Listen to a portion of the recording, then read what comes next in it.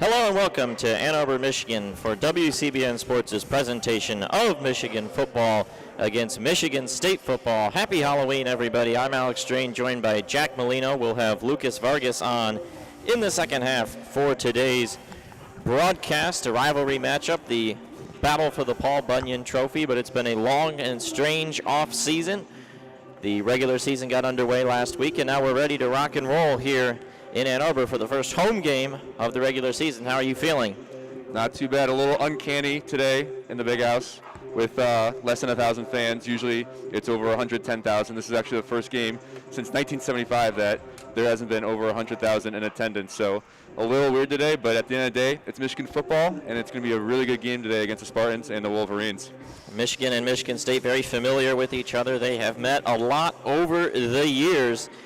This is the 113th all-time meeting between Michigan and Michigan State. Rivalry line is 71-36-5 in favor of the Wolverines, and this is the 68th battle for the Paul Bunyan Trophy since that began. The coin toss is going on at midfield right now. Aiden Hutchinson's out there for the Wolverines. We'll get you the results in a moment. Michigan has won the toss, and they have elected to defer.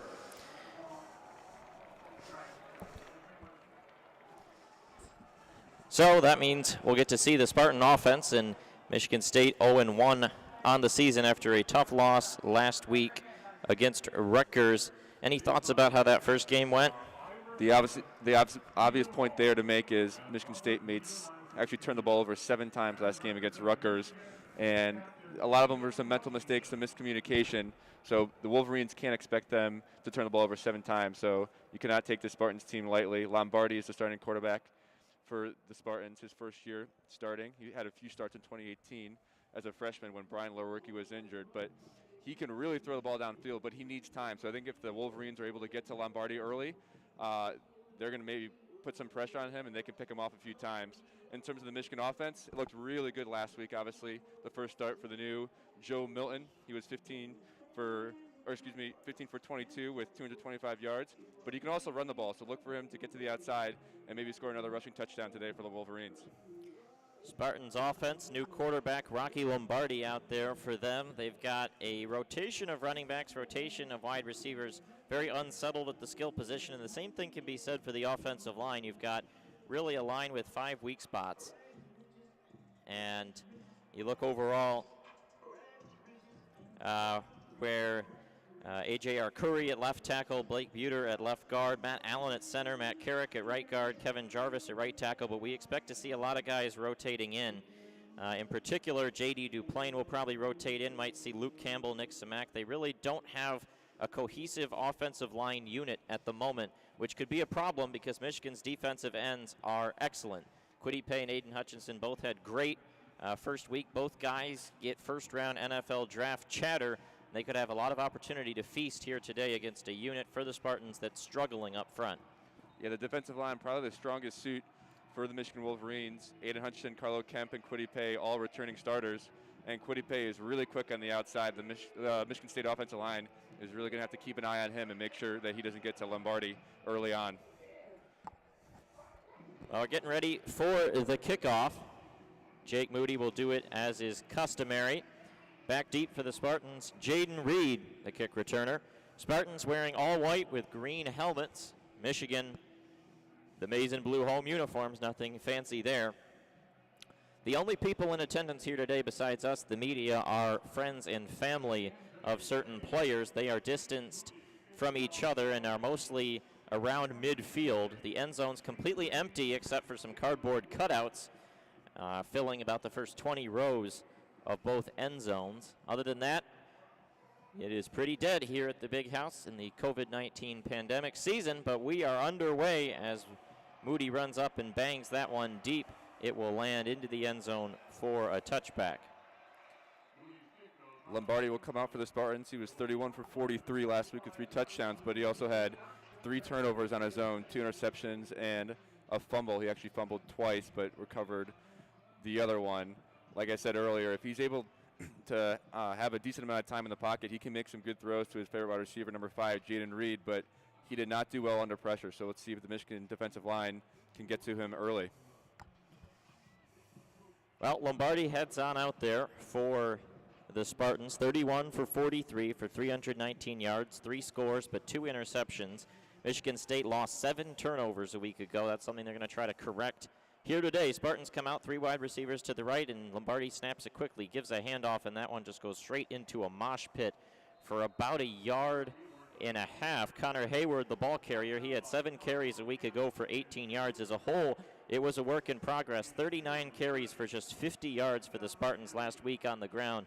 They'll give them a generous 2 on that carry, but Michigan mucking up the middle there. Donovan Jeter lining up at defensive tackle right now. 3-3-5 for Michigan. They're lining a Viper up off the side of the formation. That's Michael Barrett. Lombardi's in the shotgun. He'll take the snap. Edge blitz coming. Handoff up the middle. That'll go forward for about 2 more yards out to the 29, and now some pushing after the play, but it'll be 3rd and 5 upcoming for the Spartans.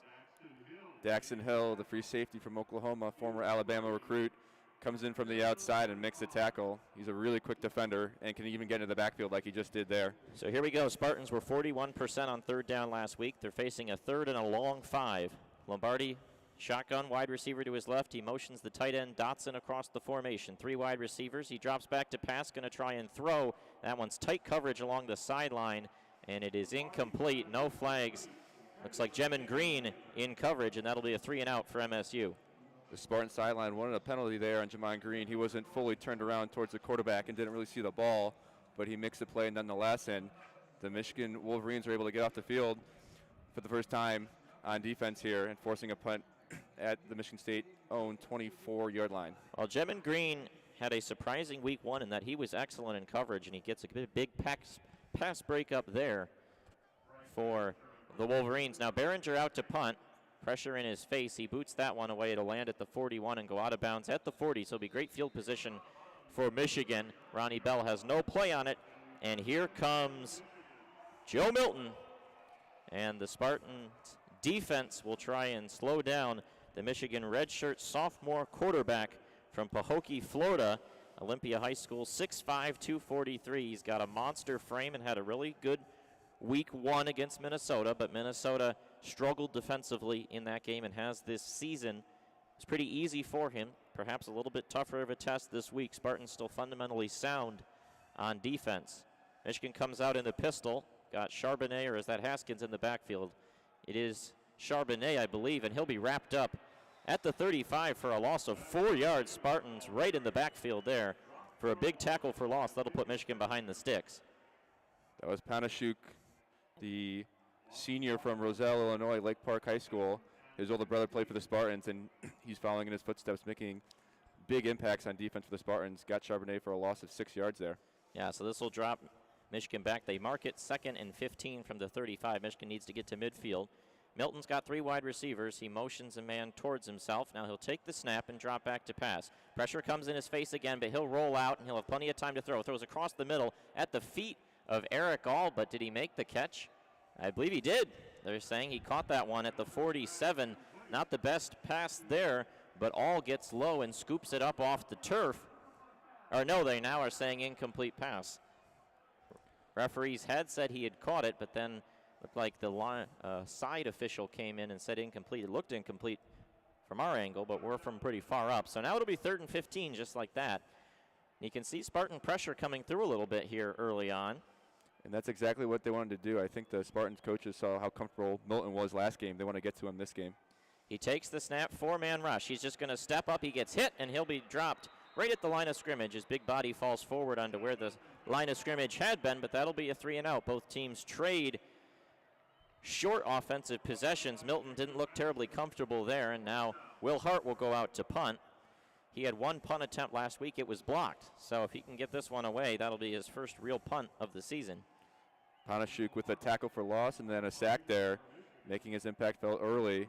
And Michigan goes 3 and out, a little different than last game for the Wolverines. And Hart boots this one away. It'll land at the 27 and take a friendly Michigan State bounce, be down at the 28. But we saw Jacob Panashuk there on that first drive really wreak havoc for the Spartans. And now the MSU offense will head right back out there, and we'll see what Michigan's defense can do. Not a good opening series necessarily there for the Wolverines. Milton under pressure, unlike last game. Looked like that pass was almost complete to Eric All, who's filling in for the injured Nick Eubanks, but Michigan goes 3 and out, and they're going to turn the ball right back over to the Spartans. Obviously, big news across the Big Ten. Wisconsin and is it Nebraska not playing this weekend? Yeah, Wisconsin, the first Big Ten team to succumb to COVID-19, and it is raging like wildfire in Madison, apparently. Paul Chryst this morning said over 20 members of the team, between coaches and players, have now tested positive, and that's relevant for Michigan because they'll be playing Wisconsin in a couple weeks. That game very much in question, depending on how many Badgers can go. Yeah, 22 positives, including 10 staff, is what Barry Alvarez said this morning on College Game Day. So something to watch in the background. Both teams huddling up around the 30-yard line. Michigan State will take the ball from their own 29 out of this commercial timeout. No score, and 12-11 to go in the first quarter. So it's the 113th meeting between the Spartans and the Wolverines. The first meeting was actually in 1898, where Michigan defeated, back then, Michigan Agricultural College 39-0, and Michigan beat them so badly that they actually sent the freshman team to play the Spartans the next 3 years. Obviously, the pendulum has swung multiple times in this rivalry. Michigan State had their way in the 2010s in the D'Antonio era, but looks like the pendulum is kind of swinging back towards the Wolverines here as we start a new decade here. And the Spartans obviously went through a huge coaching change this offseason, hiring Mel Tucker. He coached 1 season at Colorado, but he has a ton of experience, including 11 seasons in the NFL and 2 national championships with the Buckeyes and Alabama.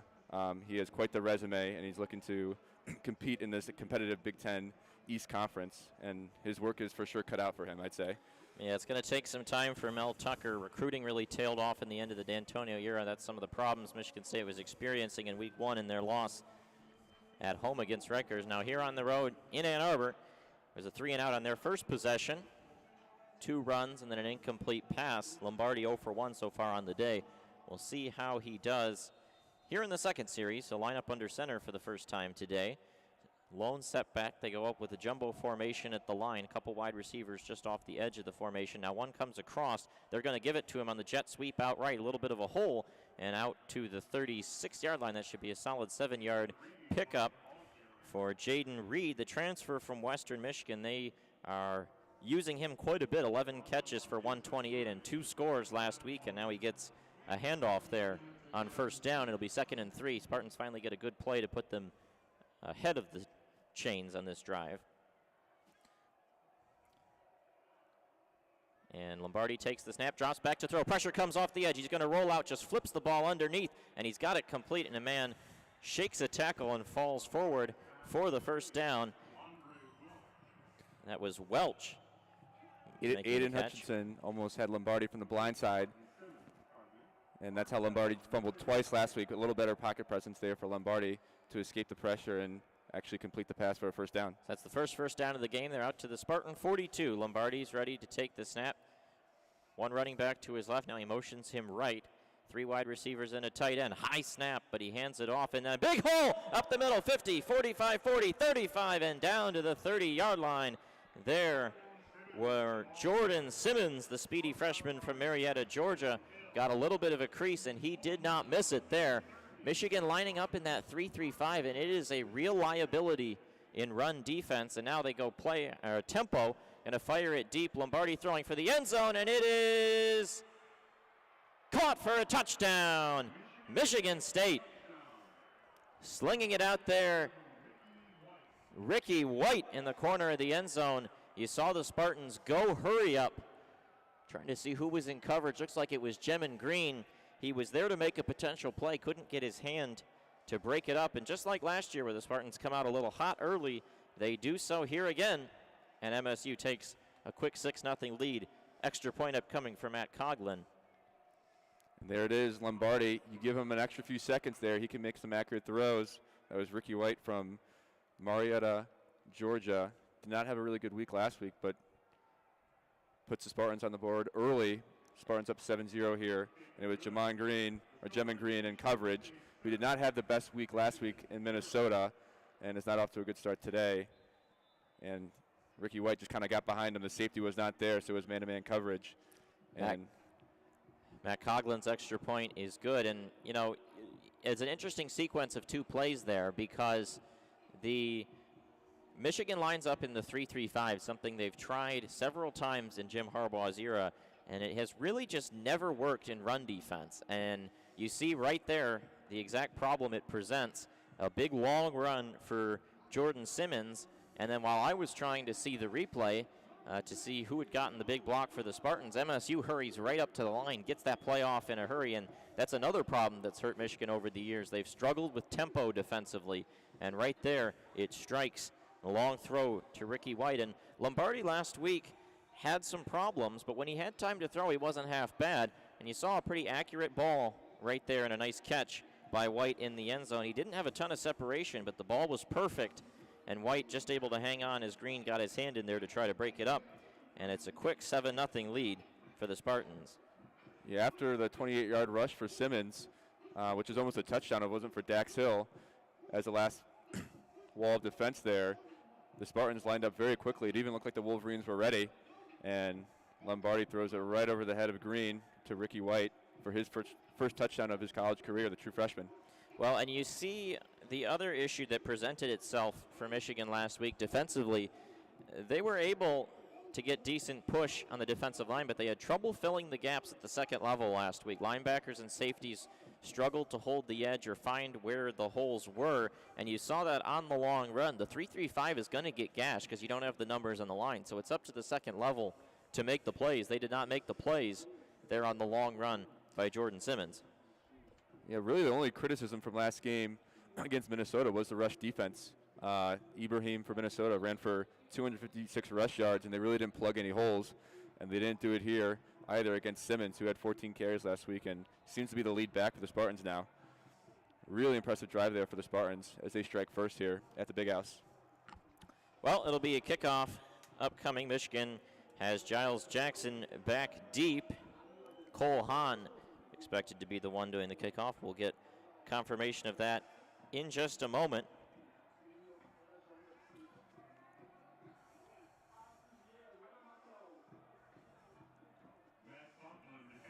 It'll be Matt Coughlin actually doing the kickoff. And Giles Jackson back deep. Very dangerous a year ago. He ran one back against Maryland. That was the opening kickoff of that game.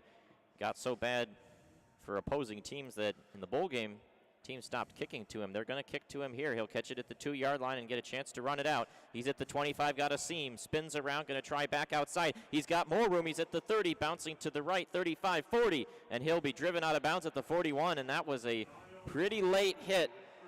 Not sure if there's a flag yet, but there's pushing and shoving on the sideline as Michigan did not like that late hit as Jackson was headed towards the out of bounds. Referees not stepping in with flags yet. I think that's the right call. You give him a little chance.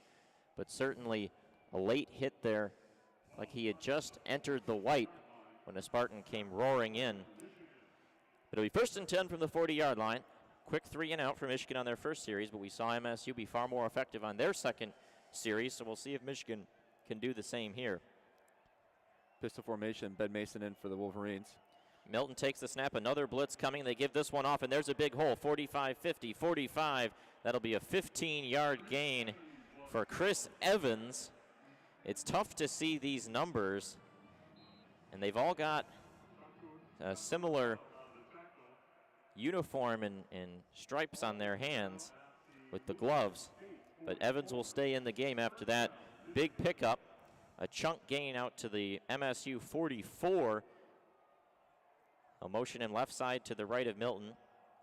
Now Ronnie Bell comes across the formation. Milton takes the snap, and he's going to fire it outside. Quick catch. That'll be a gain of about 3 or 4 yards. Right to the 40-yard line. Mike St. Ristel makes the catch. Be second and medium. Kalen Gervin on the tackle. Sainer still only 1 catch last week, but it was an impressive catch. It was an absolute bullet from Milton. Makes a nice catch there for 4 yards. It's 2nd and 6 for the Wolverines, and they're in Michigan territory, or Michigan State territory now. More pre-snap motion coming across the formation. Milton will give it off, and that's going to be a loss of 2 or 3 yards. There's so many guys running around, tough to tell who's the one with the ball, but Hassan Haskins got the standard handoff, and Noah Harvey makes the stop. Michigan State right now doing a lot to try and muck up the box. Michigan's going to have to spread the ball out and around a little bit right now. Yeah, Antoine Simmons and Noah Harvey, the two linebackers for the Spartans, have done an impressive job of getting in the backfield so far and really not allowing any impressive rush offense for the Wolverines. It'll now be a 3rd and 8. Milton got 3 wide receivers right and a tight end. Pressure comes again. He's going to throw over the middle. Got it complete for a first down out to the 31-yard line. And they will move the sticks. That's Giles Jackson on the catch. Again, Michigan State brings a blitz on 3rd down. How about Joe Milton there, sitting in the pocket and taking the hit, looking like a veteran quarterback. Yeah, that was a 6-man rush, and they did make contact with him right as he was throwing that ball, but he stood in there making a good, accurate throw. Michigan picks up the first down there at the Spartan 30, 1st and 10, under 9 minutes remaining here in the first quarter. A lot of action early in this game. 7-0 Spartans. Wolverines trying to answer. Milton motions a man coming all the way across. That's Roman Wilson. He'll do a play action with Charbonnet. He waits. Now pressure starts to come, and he'll be dropped for a loss of 5 on the play. That looked like sort of a coverage sack, perhaps. Milton taking a long time. He had plenty of time and decided to do nothing, but another negative play. Impressive showing here so far for this Michigan State Spartans secondary. Really nothing open there for Milton. Has to take a sack there. It's going to be 2nd and 14. He's got 2 men in the backfield, now 3 wide receivers, and Milton will dump it off in the flat. He's got A.J. Henning. Henning bounces it outside, 25-20. He'll get the first down, and that's the speed and space right there. A.J. Henning, the freshman Gatorade Player of the Year last year in the state of Illinois, and he just shows off the speed, outrunning the Spartans on the edge. Yeah, Henning's probably one of the quickest players on the team for the Wolverines, and that's at speed and space. Offensive coordinator Josh Gaddis has been talking about. And ball now on the 19-yard line. It's a 15-yard gain, and Michigan's into the red zone, 1st and 10. They're going to have to continue to spread it out on the edges and make Michigan State's defense be honest. Play action, Milton fires, got it complete inside the 10, down to the 8-yard line on a quick slant. Looks like Cornelius Johnson with his first catch of the season right there, and that'll put Michigan 1st and goal to go at the 9-yard line. Another Gatorade Player of the Year from Connecticut. Cornelius Johnson, the tallest wide receiver for the Wolverines at 6'3", losing Nico Collins, who's kind of the Wolverines jump ball player last year. You know, a lot of shorter wide receivers this year, but Cornelius Johnson can really go up and get the ball. Blake Corum's now on the field for the Wolverines. Ben Mason motions around in the backfield. Milton takes the shotgun snap, and he will give it off to Corum. He turns the edge to the end zone. Touchdown, Michigan. Blake Corum again just testing the edge, and he's just way too fast for the Spartans right there. Yeah, Corum made his impact felt early last game with in the opening drive at a 24-yard run, and then makes his impact felt early in this one as well as he ties it up here for the Wolverines, and he got to the outside. Not a chance that any Spartans was going to get him with his speed. You see right there, Chris Jackson, senior cornerback, had a real chance to tackle Corum, but Corum just turns the edge and blows right by him. You see the gap in athleticism right there for the speedy freshman from Marshall, Virginia for the touchdown. Now out comes Quinn Nordine doing the extra points, and he puts that one right through, and it is 7-7 Michigan and Michigan State. 7:01 to go in the first quarter. 2 very quick and very short early drives that end in punts, and then 2 touchdown drives for the 2 rivals, and we are back to square zero 8 minutes into the contest. Once again, Joe Milton, the first-year starting quarterback for the Wolverines, showing his poise after a pretty abysmal first drive, which led to a 3-and-out. He comes back onto the field and has a few third-down conversions. It was a really impressive throw to Ronnie Bell for a third-down conversion. He took the hit, and then a few impressive runs, which led to a score, 7-7 here at the Big House, with 7 minutes remaining here in the first quarter. And how about this Michigan Wolverines backfield from Haskins, Charbonnet, Corum, Chris Evans, and we even saw a little of Christian Turner for the Wolverines. He's kind of a 5-headed monster. Everybody's rotating on that drive especially.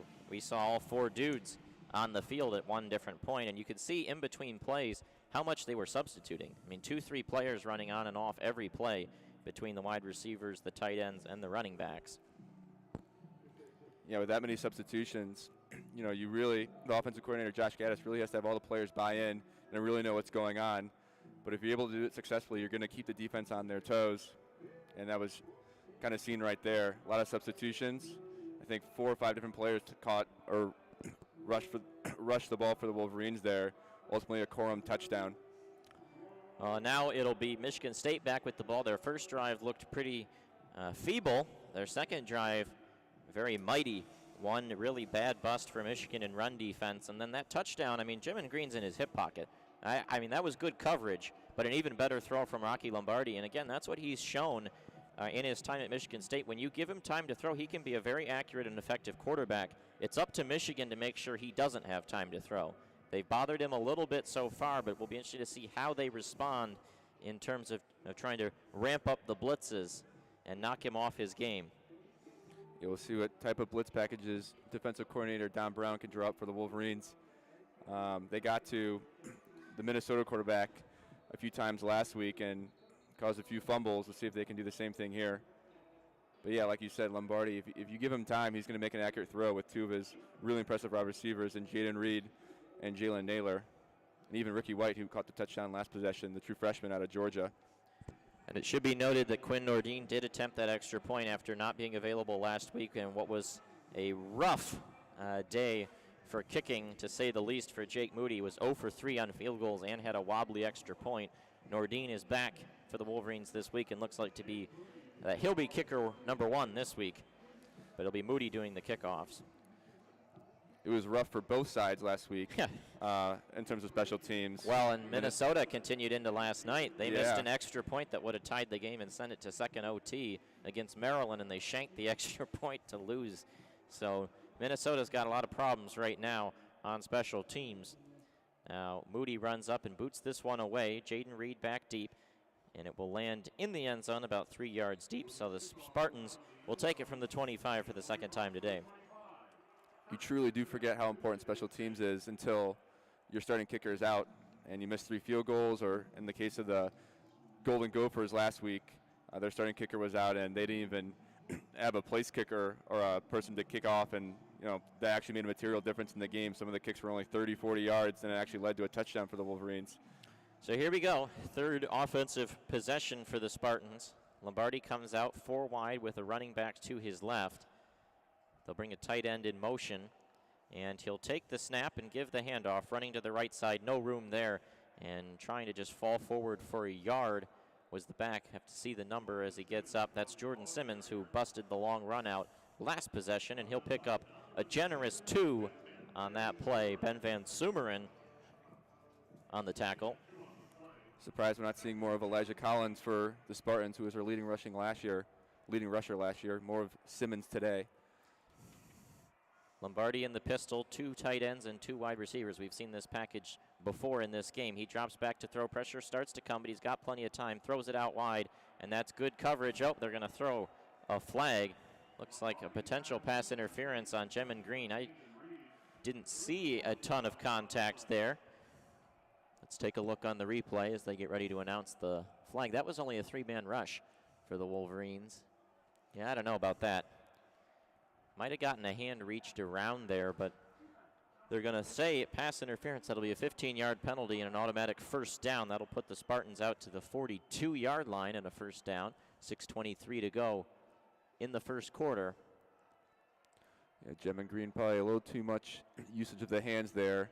Well, Mike Zordich, the cornerbacks coach for Michigan, teaches his corners to be physical. We saw that with Lavert Hill last year, getting a handful of pass interferences. Yeah, I don't like that call at all on replay. 1st and 10. Lombardi drops back to throw. He's going to have some pressure in his face now, going deep yet again, and this one is just too far for the deep man running across the field, and that's Jalen Naylor was going deep. Green in coverage again. Spartans keep throwing at him, and he continues to be in pretty good coverage. Naylor might have had a slightest step, but that throw a little too far. And again, Michigan's not really being all that aggressive right now in their pass rushes. No, Lombardi has the time, and He threw it up for Naylor there, who can be a big playmaker, injury-ridden. Didn't really play too much in 2018 and 2019, but if he gets the ball in open field, he can be dangerous. 4 down linemen and a linebacker watching him. Now Lombardi's going to try to run it himself, and he'll have a little bit of a hole. He'll get out to the 48. That's where they'll mark him down. He'll be 3rd and 4 upcoming for the Spartans. Lombardi, the underrated runner, he can use his feet as they get to the line now quickly here we go, tempo yet again. Michigan State in the pistol, and they're going to hand it off, and there is no room whatsoever. The Wolverines just murder Jordan Simmons in the backfield. 3 or 4 on a gang tackle.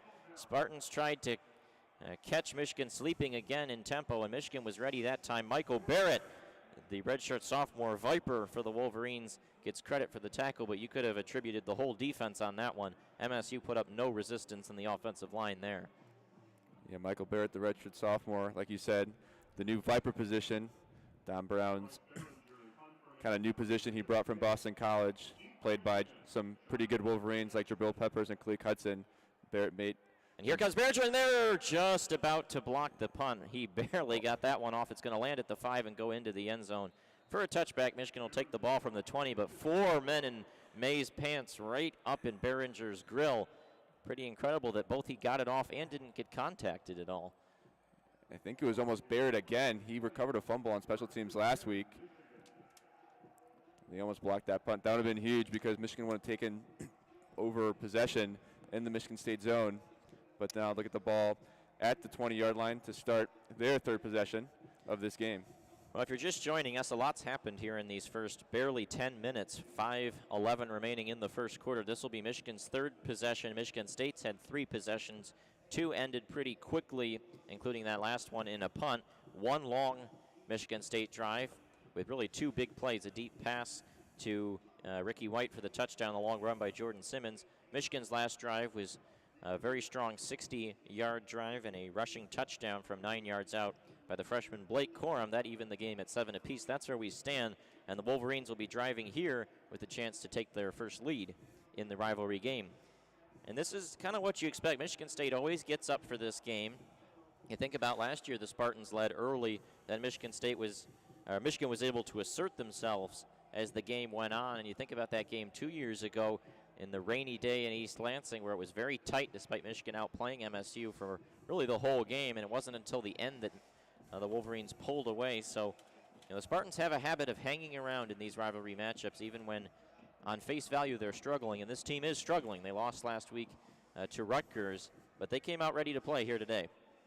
And Michigan State, obviously they're not favored in this game. Michigan is the heavy favorite here, but they're no stranger to winning in this rivalry, at least in recent history. They've won the last 8 out of 12, and they've actually won the last 4 out of 6. Granted, a lot of those wins came in the D'Antonio era, but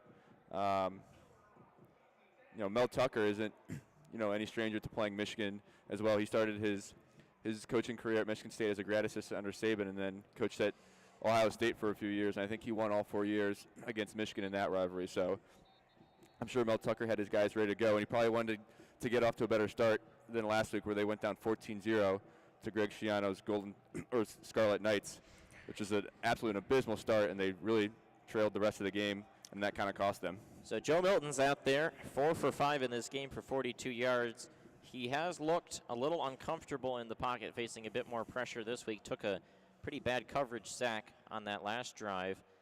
But we'll see how he does here. He lines up in the shotgun formation, running back to his left, 3 wide receivers to the right, and a tight end. He's got plenty of time to throw, and he'll just sling it out there at the 30. That ball is caught and then spinning forward. That'll be an easy first down, complete to Cornelius Johnson. That's now his 2nd catch of the contest after no catches last week. That'll be a 13-yard pickup and a Michigan first down. Looks like the Spartans drop back into a kind of a cover 2 zone there, and Cornelius Johnson just kind of cuts back, and perfect timing there for Milton. Really accurate throw. First down there for the Wolverines to start this 3rd drive. 1st and 10, Michigan from the 33-yard line. Milton brings a man across the formation, and he'll hand it off to him, trying to turn the edge to the 35 to the 40, and then driving out of bounds. That's going to be a late hit out of bounds. But, man, no flag comes in there from Michigan State. And that was Giles Jackson on the carry. That'll be another Michigan first down. But, boy, it sure looked like he was pretty far out of bounds there. Let's take a look. Yeah, I mean, he's in the white running out of bounds when that thundering hit comes in. I don't know how a flag was not thrown. They gave MSU a little bit of room on the first time it happened, but that one quite a bit more severe. Regardless, it's an 11-yard gain. Michigan's got 1st and 10 from their own 43. They're moving the ball in chunks right now.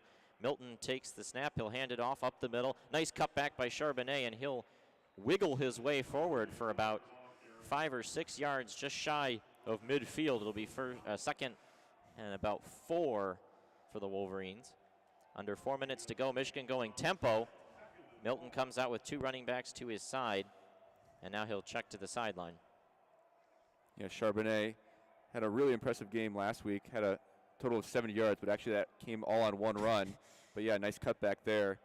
He's really Michigan's lead back in this really crowded backfield. MSU's got 7 in the box yet again. Milton takes the snap. He'll give it off to Charbonnet, and nothing there.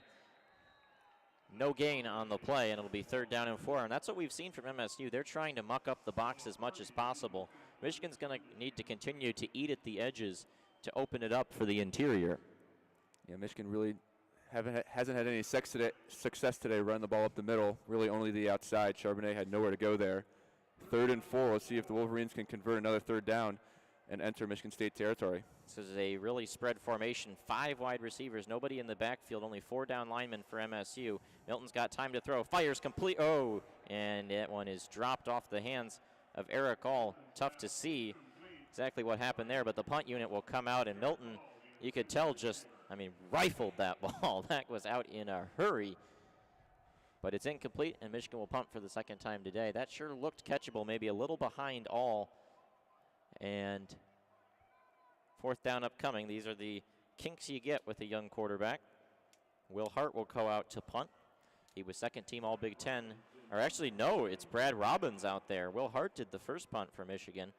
But Robbins, the 2nd string punter, is the one going to be doing this. And Robbins boots this one up. Jalen Naylor's deep, and he'll let it bounce at the 10 and go out of bounds inside the 10. We'll see where they mark him. At the 8-yard line. That's a great punt from Brad Robbins. And Michigan State will be backed up deep. 7-7 game, under 3 minutes to go here in the first quarter. And not sure why Will Hart, the starting punter, is not out there for Michigan. He averaged 44.2 yards per punt last season, which was 2nd in the Big Ten. His first punt was not a great punt today. I'm not sure if that is why he's not out there this time, but impressive punt there. And Michigan pins the Spartans inside the 10. Let's see if the Wolverines can put some pressure on Lombardi here and maybe make a play. Will Hart's first punt only went 36 yards. Robbins punted a little bit in the bowl game against Alabama. Now he comes out for his first punt of the season, a 43-yarder that pins MSU inside their own 10. It'll be 1st and 10 from the Spartan 8. Lombardi goes out there, 4 wide receivers and a running back to his left. Now brings the tight end, Gillison, in the formation. He'll drop back to pass. Pressure comes right in his face, just slings it out, and they're going to throw another flag. That ball was not catchable. That should not be a flag. That ball was thrown away, but they're going to say defensive holding, which means they can count it. And you see these referees are really policing Michigan's physical corners right now. He was firing in the direction of Ricky White, and that'll be a defensive holding 10-yard penalty. Will move MSU out to the 18, and you see what Lombardi's doing right now. He's just throwing in the vicinity of receivers, whether they're open or not, and trying to get the calls, and he's getting them right now. Not a lot of short throws, a lot of 15, 20-yard attempts down the sideline. So it'll be 1st and 10 from the 18. Lombardi takes the snap and drops back. Only a 4-man rush. He's got time. Now pressure comes, and that pass nowhere close to the receiver he was intending. Looked like Carlo Kemp right up in his face. You see Jim Harbaugh on the sideline was yelling about that last penalty. The ball was certainly uncatchable, but defensive holding obviously doesn't apply to that. Carlo Kemp, yes, did indeed hit Lombardi there. So 2nd and 10 from the 18. Michigan State continuing to hurry up to the line. They're ready to snap the ball with about 20 on the play clock. Pistol formation. 4 down linemen, linebackers spread out. They'll hand it off, trying to bounce and find a little bit of a hole. Surging forward for 4.5 yards is Connor Hayward, and that'll set up 3rd and medium for the Spartans. Hayward, the really strong running back, 6 foot, 230 pounds, really good blocker as well. Gets about 6 yards there, about 5 yards to be exact. It's 3rd and 5. The Wolverines need to get off the field here and force a punt. And they can capitalize on field position if they can get a stop here. 3rd and 5 from the 23-yard line. 2 wide receivers right now. They bring Jaden Reed back across the formation. Oh, that snap was too early. That's going to be a false start on the center. Lombardi was not ready. And flags come flying in. All the referees are going to talk about who to pin this on. Very odd snap right there. The other linemen were not set. And the MSU. Oh, they're calling a delay of game on Michigan. Interesting. And that'll be an automatic first down. I didn't hear what they said the call was. They said delay of game about something. We'll have to see what the replay, if we can get the Fox feed. It's running a bit behind us, so it'll be delayed a moment. I did not see that at all. What I do know is the snap came way too early there. It's on Cam McGrone. Let's take a look at the monitor, see if we can get a replay of what happened. Yeah, Don Brown, defensive coordinator for the Wolverines, in the referee's ear on the sideline. Obviously not happy about that call. Not exactly sure how it's on Cam McGrone there, but first down for the Spartans nonetheless. 1st and 10, Lombardi will give it off to Hayward, and he's got nothing. Carlo Kemp just keys in right at him, and that will be a no-gain carry. Carlo Kemp having a strong first quarter and a good run stuff right there. We still have not seen a replay. Carlo Kemp with the stop in the backfield there. Has 24 career starts for the Wolverines, which is the most on the team. Can always rely on Carlo Kemp on the defensive line to stop the run. He's out there with Chris Hinton at defensive tackle. The ends, Pay and Hutchinson, are out there as well. Pretty standard formation for Michigan State. 5 at the line plus the tight end, Gillison. Lombardi in the backfield. He takes the snap, pressure comes off the edge, going to just sling it out there, and nobody really close. Had one intended receiver, but there was double coverage, and it was about 10 yards ahead of Jaden Reed. And again, this is what you see from Lombardi. He's just throwing it at receivers. Some are coming close, some are not. But he's obviously rattled a little bit by the pass rush. He's allowed himself to stay clean so far because he's throwing the ball a little early right now. And now it's 3rd and 10. We'll see if Michigan lines up a blitz here. They're showing it. 6 in the line for the Wolverines here. And here it comes. Lombardi's going to do the same thing again, just slings it out there. And now 2 flags come in. That ball did not seem catchable whatsoever. That was way out, but they're going to throw it on Vincent Gray.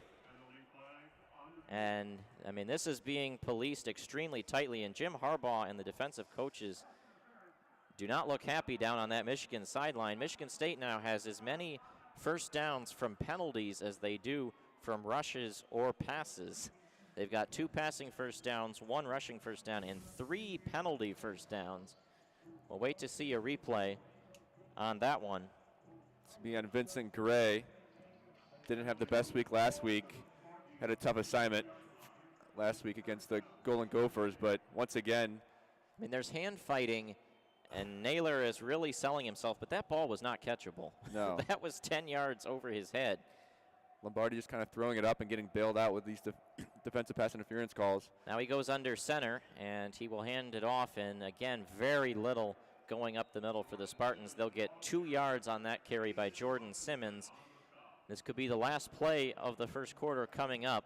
45 seconds remaining in the game clock, 34 seconds remaining in the play clock. So they got to get one more snap off, at least. Obviously, if the clock stops as a result of this play, we could see one more snap thereafter. 3 wide receivers left, 1 to the right, 5 at the line, pistol formation. Lombardi motions a man across the formation. That's Gillison.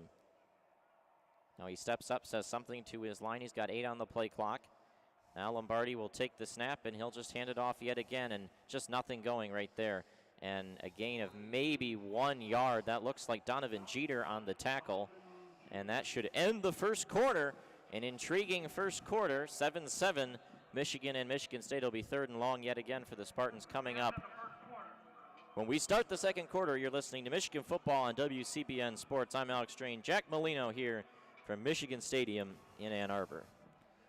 Pretty even first quarter there. The big difference I see is Michigan had 4 penalties for 45 yards, 2 of them coming on this current possession here.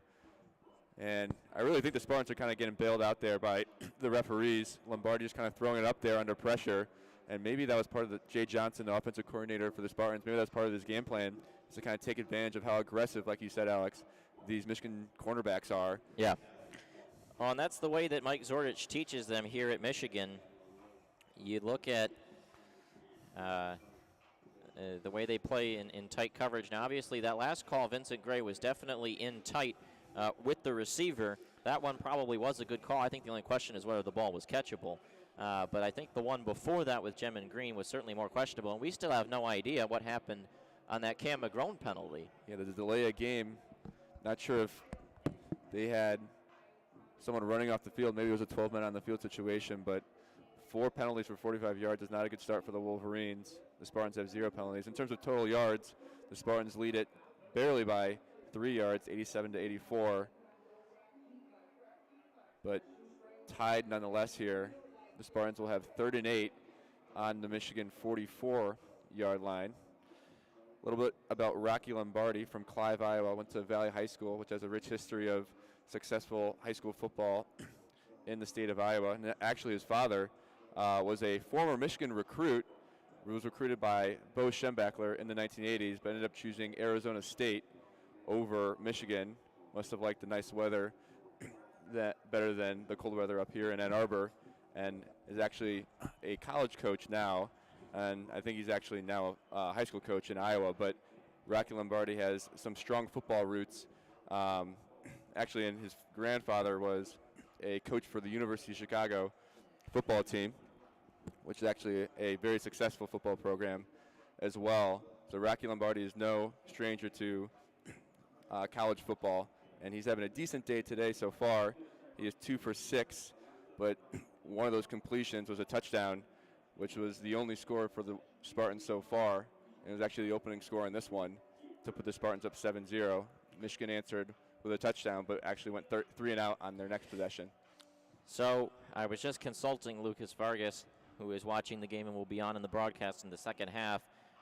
He is saying that Cam McGrone was yelling things at the offensive line that are technically illegal but normally never get called. You're not allowed to simulate the snap count. And that's why you may have seen that early snap, is that the other players thought the quarterback was saying hike, when in reality it was Cam McGrone saying that. But I have never seen that called at the collegiate level. He says it's mostly called at the high school level. Normally, obviously, you have crowd noise that makes it so that the referees cannot hear that. But in this situation, I guess the referees may have heard it and thrown the flag, which was leading to the early snap. But a very odd play right there. I thought a delay of game on the defense was usually when the defense didn't yield the ball over to the referees in a timely manner, but I guess. Well, I believe he said the official call was disconcerting signals, is I believe what they said. I've never seen that called in a pro or collegiate football game, but we saw it here. Anyway, out of the long quarter timeout to begin the second quarter, Spartans will face another 3rd and long. They've been bailed out by the Wolverines on penalties several times today. We'll see if they go with that same strategy yet again. And that is going to be an offsides on Michigan, unless there was a false start. We'll have to see what the call is. Looked like Aiden Hutchinson jumped across, and it is. And that's going to make it from 3rd and 8 to 3rd and 3. And again, Michigan just continues to kill themselves right now with penalties. That's their 5th penalty. They played a pretty clean game in terms of penalties last week against Minnesota, but not today. And it's really costing them. And now they're going to make some substitutions. Looks like Julius Welshoff, the pass rushing nose tackle, is going to come off the field, as it's now a running down as opposed to a passing down with 3rd and short. I still think Michigan State will probably throw. They've had very little success on the ground outside of that one long run. Big 3rd down here for the Spartans. They bring Matt Dotson across the formation, and no, they will give it off, and going forward for the first down, I think, is the Spartan running back, but there's a flag down on the play. Came from the back judge. That might have been illegal formation on the tight end moving. That's what you tend to see when that flag comes in. The referees are going to talk with each other about what this call is. Spartan players are moving back. We'll see if they are going to be backed up. But the referee's taking a long time to deliberate this one. Michigan State picked up a first down on the field, but and that's going to be a personal foul, blindside block. That'll be a 15-yard penalty. But now they've got some questions about where this is going to be. The referee said third down from the end of the 15 yards from the end of the run, but he said third down, which the end of the run was a first down, so I guess they could just move them back. But I'm not sure how it would still be a third down. And that's but it is going to be. That'll be 3rd and 15 now. That's a big, big penalty. Yeah, because Connor Hayward spun for the first down with the extra push there, kept his feet moving like you're taught to do. But now it's going to be 3rd and about 13 after the personal foul on the Spartans. So Lombardi will wait, and he'll take the snap, and he'll just give it off. Michigan State's going to concede the possession, and they will be content to punt this one away. A gain of about 2 for Connor Hayward. And finally, a flag goes the Wolverines' way here, and the Spartans are going to punt from the 39-yard line. It'll be Bryce Behringer back out to punt yet again. And Michigan doesn't come after this one at all, and that's a rocket. And it will bounce at the 10 and take a friendly bounce for MSU. They'll down it at the 6. Be a long field upcoming for Michigan. 13:55 to go here in the second quarter.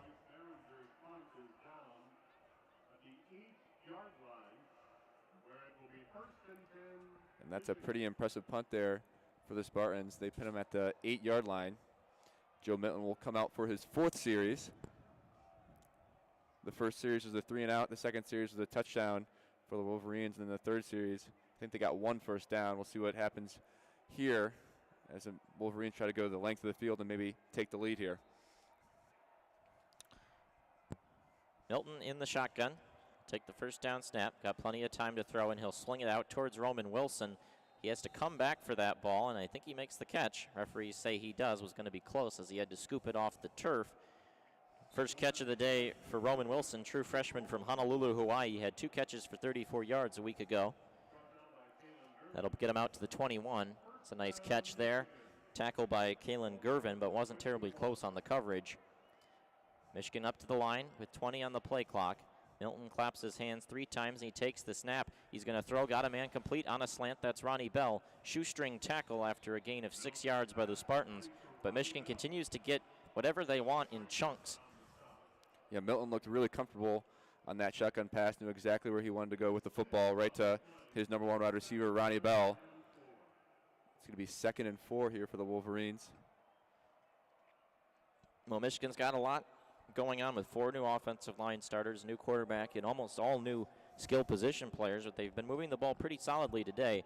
Corum goes in motion, and Milton will give the handoff, and nothing going there for Chris Evans. He's going to give back most of the yardage they gained on first down, and now it'll be 3rd and long, and you continue to see the Spartans just send the house in the box.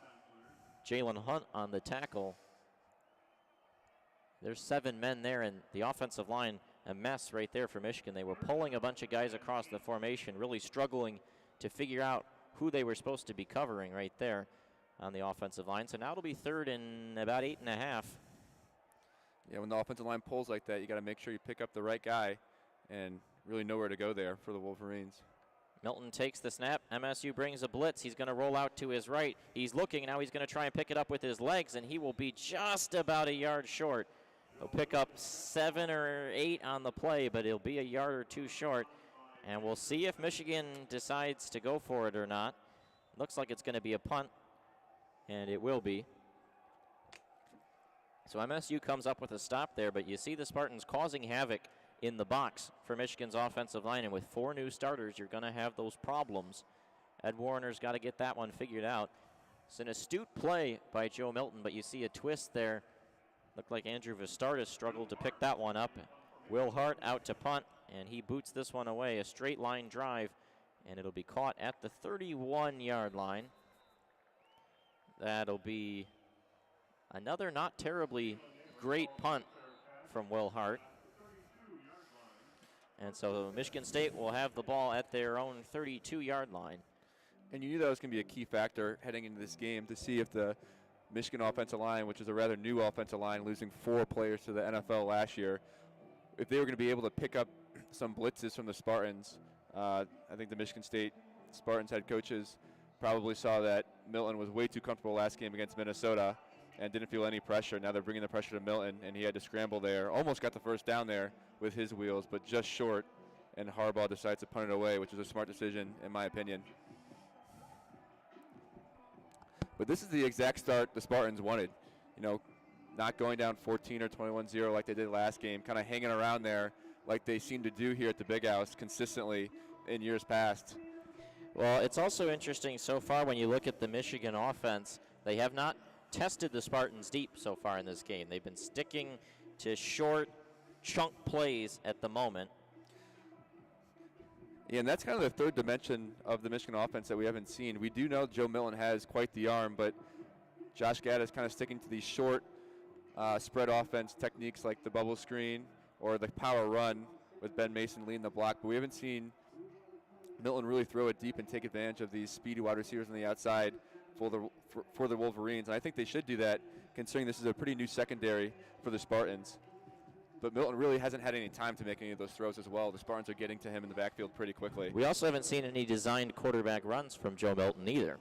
He scrambled on that last possession on third down, but that was an improvised play, whereas the QB run was such an important part of the game plan last week, using Milton quite extensively on the ground, 8 carries for 52. So a little different game plan thus far. Now the Spartans will take the field offensively. They've got 91 yards, but pretty much all of that came on 2 plays back-to-back where they scored a touchdown. Outside of that, almost all of their yardage has come from penalties, which of course doesn't count in the total yards column, but that's how they've moved the ball outside of those 2 long chunk plays. And Lombardi only 2 for 6 this game, one of those being a touchdown. Milton 8 for 10, but the score is still 7-7. So we'll see how Michigan State comes out here. They've really liked keying in on Jaden Reed. Throwing a lot of balls in his direction, as well as Jalen Naylor.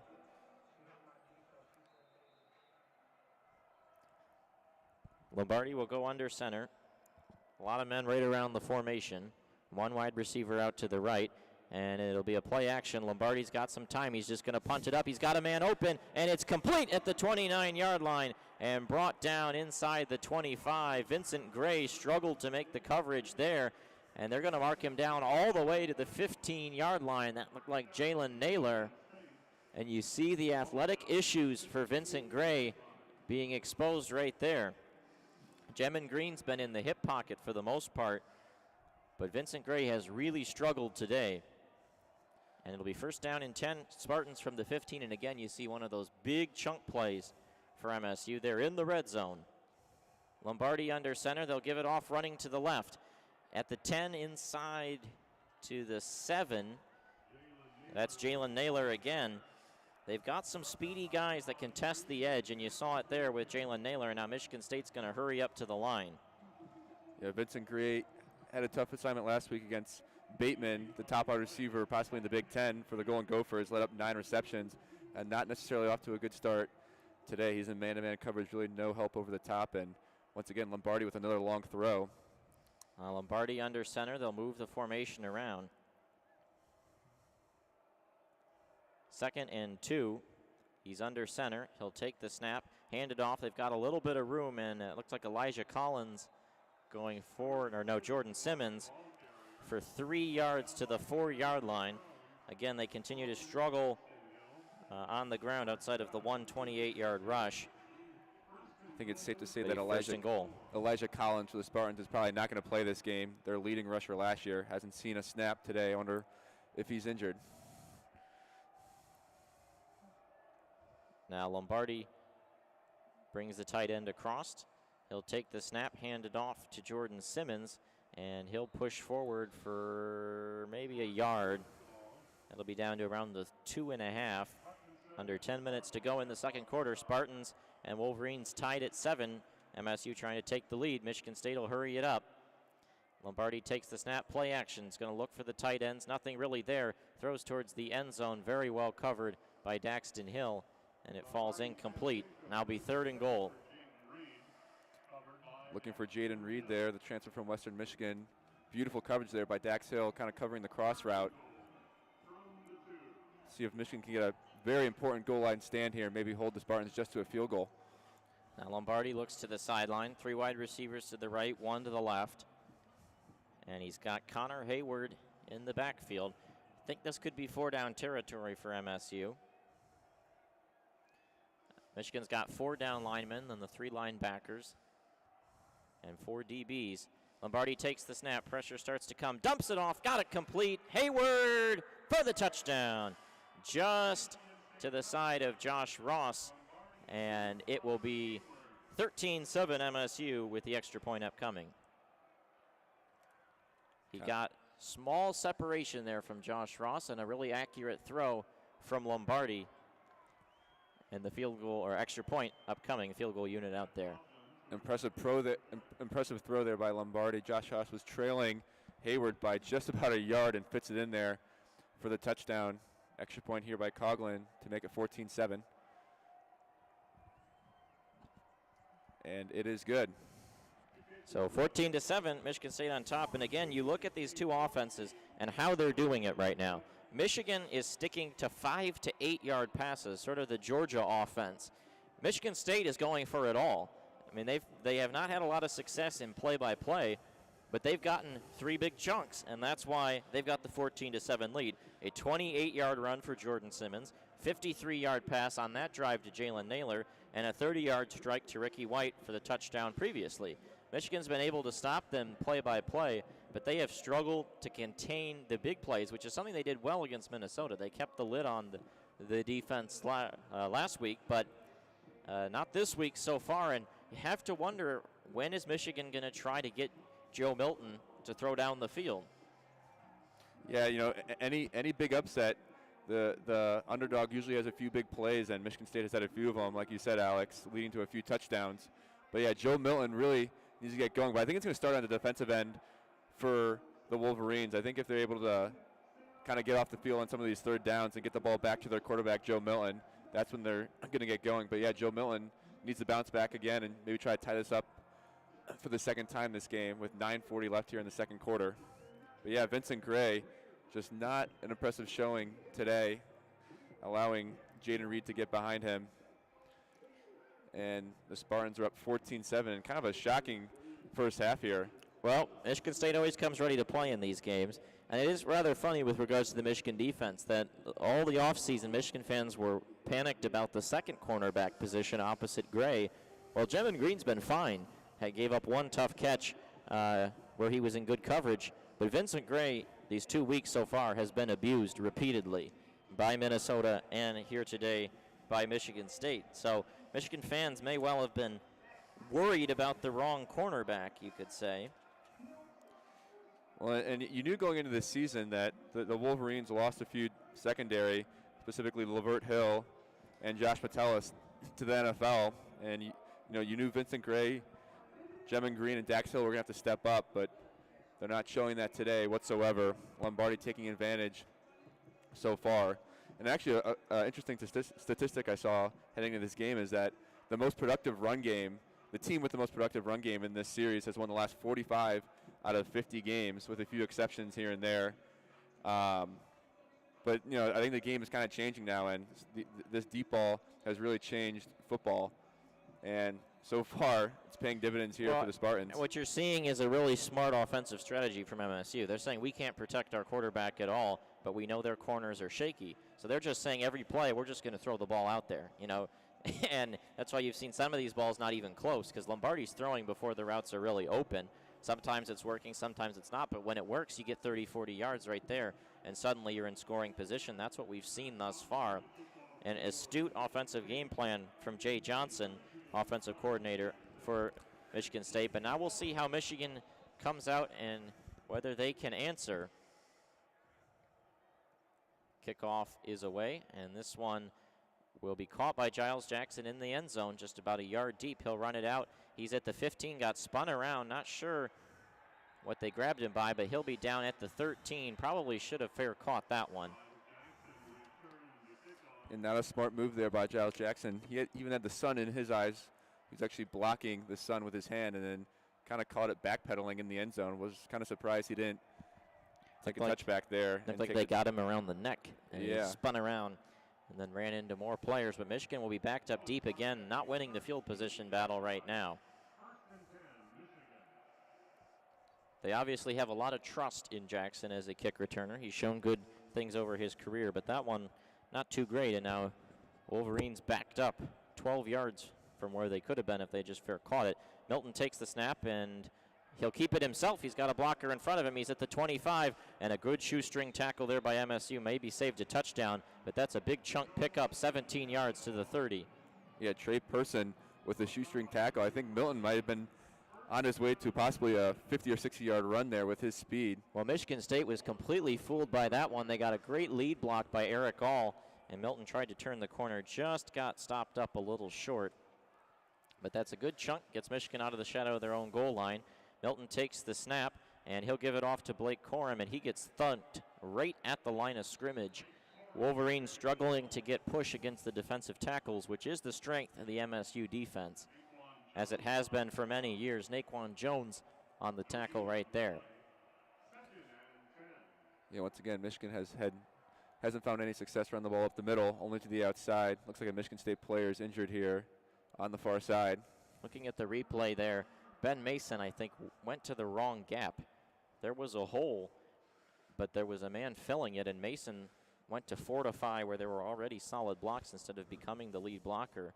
That could have been a big chunk for Corum, but some missed assignments right now in the run blocking scheme for Michigan all around. 8:46 to go here in the second quarter. Michigan State 14, Michigan 7 here in the Battle of the Big House. And you talk about all the unpredictability this year with the COVID-19, different players from different teams being out. They weren't able to practice as much. You're going to see strange things happen, and certainly for a team like Michigan that turned over a lot of pieces on both sides of the ball. These are the kinks you're going to see. 2nd and 10 was a quick injury timeout. Milton takes the snap, and he'll run it himself again. He's got one man out of the edge. Now gets a good block. He's at the 33, falls forward to the 34. Michigan State keyed in on that one a little bit better, but Milton shows good awareness, make a little juke, and then get out to the 34. Eubanks kind of in the halfback position there with a nice block there. Milton almost able to get past that last defender. Yeah, well, Milton wasn't able to get a proper block from Eubanks because Eubanks got behind the man he was supposed to block, so he couldn't block him because that would be a block in the back. So he just kind of inhibited him a little bit. But now 3rd and 6. These are the medium chunks that we've seen Milton be very effective on so far in this game. He takes the snap, only a 4-man rush. Throws complete, but that's going to be another yard short. That ball comes out very quick, and the receiver's not at the sticks. That ball needs to come out closer to the line of scrimmage, and now Michigan's got a big decision, 4th and 2 from their own 38, and you got to punt it here. I mean, you've struggled to run the ball up the middle. You have to punt this ball away. But that's on the quarterback, and that's on the receiver.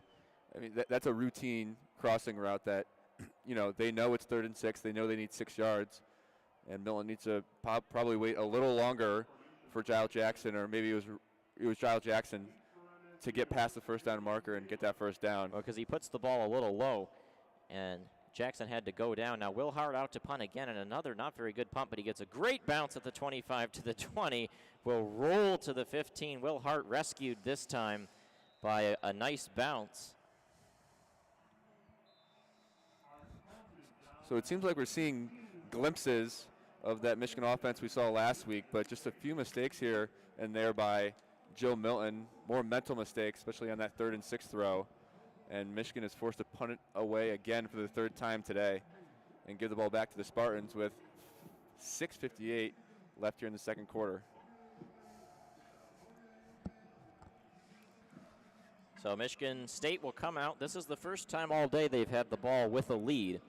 Their only previous lead was answered immediately by Michigan, and by the next time they had the ball, it was a tie game. So MSU, if they can get things working here on this drive, they can really exploit and get up here. If you're Michigan, obviously you need a stop. You want to get a touchdown.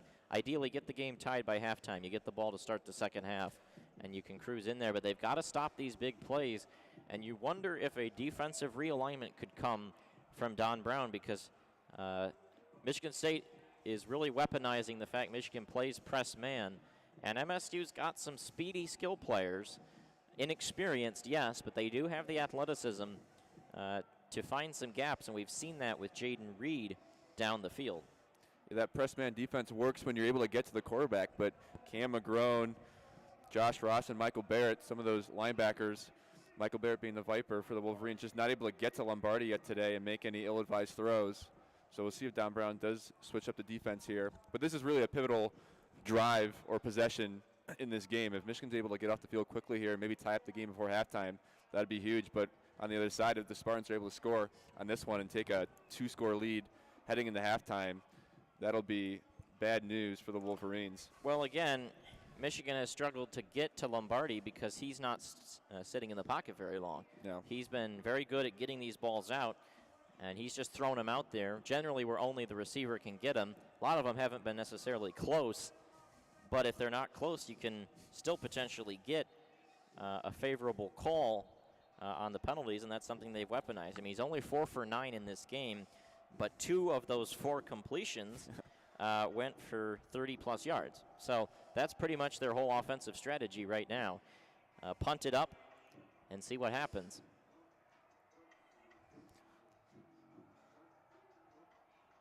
Spartans will start on their own 15-yard line. Be Jordan Simmons out there next to Lombardi. 3 wide receivers to the right, 1 to the left.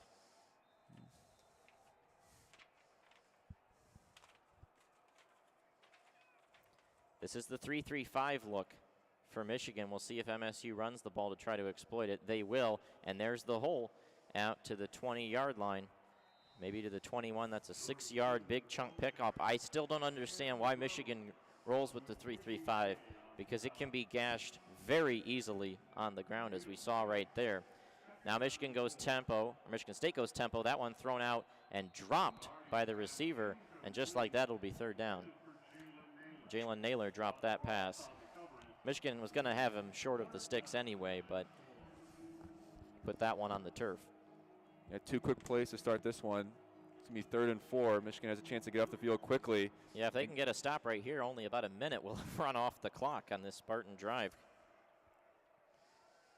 3rd and 4 from the 21. Michigan comes out with 3 down linemen, or 4 down linemen now. Cam McGrone watching. They'll blitz McGrone. Pressure comes in the face. That throw is off the fingertips of a crossing receiver. He had a small step, Naylor looked like he did, on a mesh route on Jemin Green, but that throw not the most accurate and a little high, I think, off the hands, and that'll be a quick 3 and out. Yeah, believe it or not, the Spartans are 0 for 6 on 3rd downs. They'll have to punt it away here. Bryce Behringer in punt formation, and with 6:35 on the clock, I mean, MSU ran off less than a minute on that drive. Michigan will get the ball back. Behringer will punt this one away. Michigan only brings 2. It'll be caught at the 27, now out to return it and spun down for nothing there for Michigan. They'd be better off just fair catching these. That was Giles Jackson. His last 2 returns have not been optimal in terms of kicking and punting. But the Wolverines will get the ball on their own 25. It's a pretty good punt from Behringer right there. Flips the field. That's what Michigan State's done better than Michigan so far. Will Hart has really struggled punting so far for the Wolverines. Last possession, the Wolverines started off strong with a design run. Maybe an option play for Milton. We'll see if they try that again. We'll see if Milton can kind of get comfortable here like he did on the second drive, which ended up with a touchdown.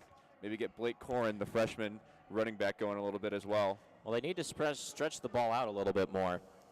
Ideally, some screens. And this is where people may start questioning Josh Gaddis a little bit. see if you can draw something up here and tie this game up before halftime. 6:26 left here in the second half, or excuse me, the first half. I mean, Milton's 9 for 11 for 88 yards. He's been very accurate in terms of getting the ball. The problem is, you know, they can get 6-7 yards whenever they want, but on these last 2 possessions, they've gotten 6-7 yards when it was 3rd and 8. Yeah. You know, and so, I mean, you had the Milton scramble that came up a yard short, then a slant route that comes up a yard short. I mean, the players have got to know how to get to the sticks here on 3rd downs, and you still wonder when we're going to see a throw down the field. Yeah, because running the ball up the middle is obviously not working. You know, using Ben Mason as a halfback and blocking there, that's not working today, as Michigan State has kind of plugged those gaps very well. Let's see if they can kind of enter the new dimension of the offense by throwing the ball down the field and maybe trying a little action downfield. But nonetheless, the Wolverines have not had any success since that second drive. But it shouldn't necessarily be unexpected. I mean, again, MSU came into this game knowing that the defensive tackles were the strength of their defense, and the linebackers are designed to fill those gaps. They've run the double A-gap blitz for just about as long as I can remember, and that's an essential part of the strategy and the way they do it. Michigan did well on their touchdown drives to test the edges, running guys around the corner. They used Corum's speed on the touchdown. They used Henning on a screen pass. We'll see if they do that here. Michigan comes out, though, in a jumbo set. 7 men at the line, 2 wide receivers off to the left side. Milton in the shotgun, and it looks like Haskins to his right. Referees are not letting Michigan hike it yet. I think they're waiting for TV to be ready. Now the TV is ready. And Milton claps his hand once, claps his hands twice, and there's the 3rd clap. He takes the snap. He'll just sling it out. Eric All drops that one. Yikes. That ball may have been a little behind Eric All, but that's now the 2nd ball in his vicinity that probably needs to be caught. Let's take a look at the replay. Yeah, it is. I mean, it's a little to the wrong side, but that hit him in the hands. And that's 5 yards right there, and he dropped a touchdown a week ago. Now it's 2nd and 10 instead of 2nd and 4. Milton takes the snap, 5-men rush. He's got plenty of time, slings it out, got it complete at the 40 to the 45. That looks like Giles Jackson, a big 20-yard chunk, and the Wolverines are in business. 1st and 10, approaching midfield. Yeah, Giles Jackson did not have any targets last week, only used on a end around, but now that's his 4th catch of the day. Beautiful pass there by Joe Milton for the 1st down. Now Milton still got Haskins out there. And that time, 5-man rush for Michigan State. That one didn't even come close to getting home. Good protection as well. Ronnie Bell runs in arc motion around the formation. They give it off to Haskins. He's got room, cuts it upfield at the 50, 45, shakes a tackle, jumps over a man, and he is down to the 36-yard line. That'll be close to a 20-yard gain. Michigan starting to pick up bigger chunks here on this drive. And a 1st and 10 into Spartan territory. People forget how strong Haskins is. He moved from linebacker to running back his freshman year, and he's a power runner. Really impressive run there by Haskins. Ball now in Michigan State territory on the 41-yard line. Excuse me, the 36-yard line. 5 linemen, tight end, and a fullback. 3 wide receivers. Milton all by himself in an empty backfield. This is a design QB run. No, it's a pitch to Ben Mason, and he's going to pick up close to a 1st down. Got chopped down at the legs, but they ran Ben Mason as a sort of speed and space run right there, coming across the formation, and he'll get 9 on the play. Yeah, after Josh Gaddis came in as offensive coordinator last year, people didn't know how Ben Mason would fit into this offense, but he's kind of fit in well this year. He's been on the offensive side of the ball pretty often this year, and a pretty impressive run. Had his first career touchdown last week against Minnesota as well. Looks like Antoine Simmons on the tackle. 2nd and 1 from the Michigan 27-yard line. Milton takes the snap. He'll give it to Haskins. He's going to cut it back. 20, 15, cutting around. He's at the 10, and he'll be driven out. In Michigan now starting to have its way with MSU's defense, spreading the ball around. We'll see if it'll be 1st and goal. Looks like it might actually be 1st and 10 from the 11. It will be. So Michigan will need to get to the 1, but it's functionally a goal-to-go situation. Once again, a lot of substitutions here for the Wolverines. Looks like Roman Wilson onto the field with Mike St. Ristel. They're the wide receivers out right. Again, the tight ends to the left. Now I think that's Chris Evans in the backfield. Eric All goes around in motion, and Milton's going to run it himself. He needs to get a block. He gets it from Eric All. He turns the corner, and he'll be driven out at the 6. That'll be a 5-yard gain, and it'll be 2nd and 5. Approaching 4 minutes remaining here in the first half. 14-7 MSU, but Michigan is knocking on touchdown's door right now. Looks like Joe Milton may be coming off the field here. Possibly a wildcat formation coming in here for the Wolverines. Let's see. That looks like Luke Schoonmaker and Eubanks coming on. Or no, Milton's going to come back on the field. They've only got 10 on the play clock. He's going to have to hurry it up. Michigan State's trying to run a guy on very late. 7 on the play clock. Michigan's got to get this snap off. And Michigan State's got too many men on the field, I think, unless they call a timeout. And Mel Tucker did call a timeout. Michigan was too confused themselves to take advantage of that. MSU was in a mess right there. Not sure what was going on there on either side of the ball. Milton came off the field for about 15 seconds. And then he ran back on. Yeah. Very strange, but after Michigan State's timeout, it will be 2nd and 5. 3:39 to go here in the first half. Give you a bit of a weather update. 46 degrees here in Ann Arbor. Feels like 40 degrees, though. Winds south at 14 miles an hour. A few clouds, but mostly pretty clear.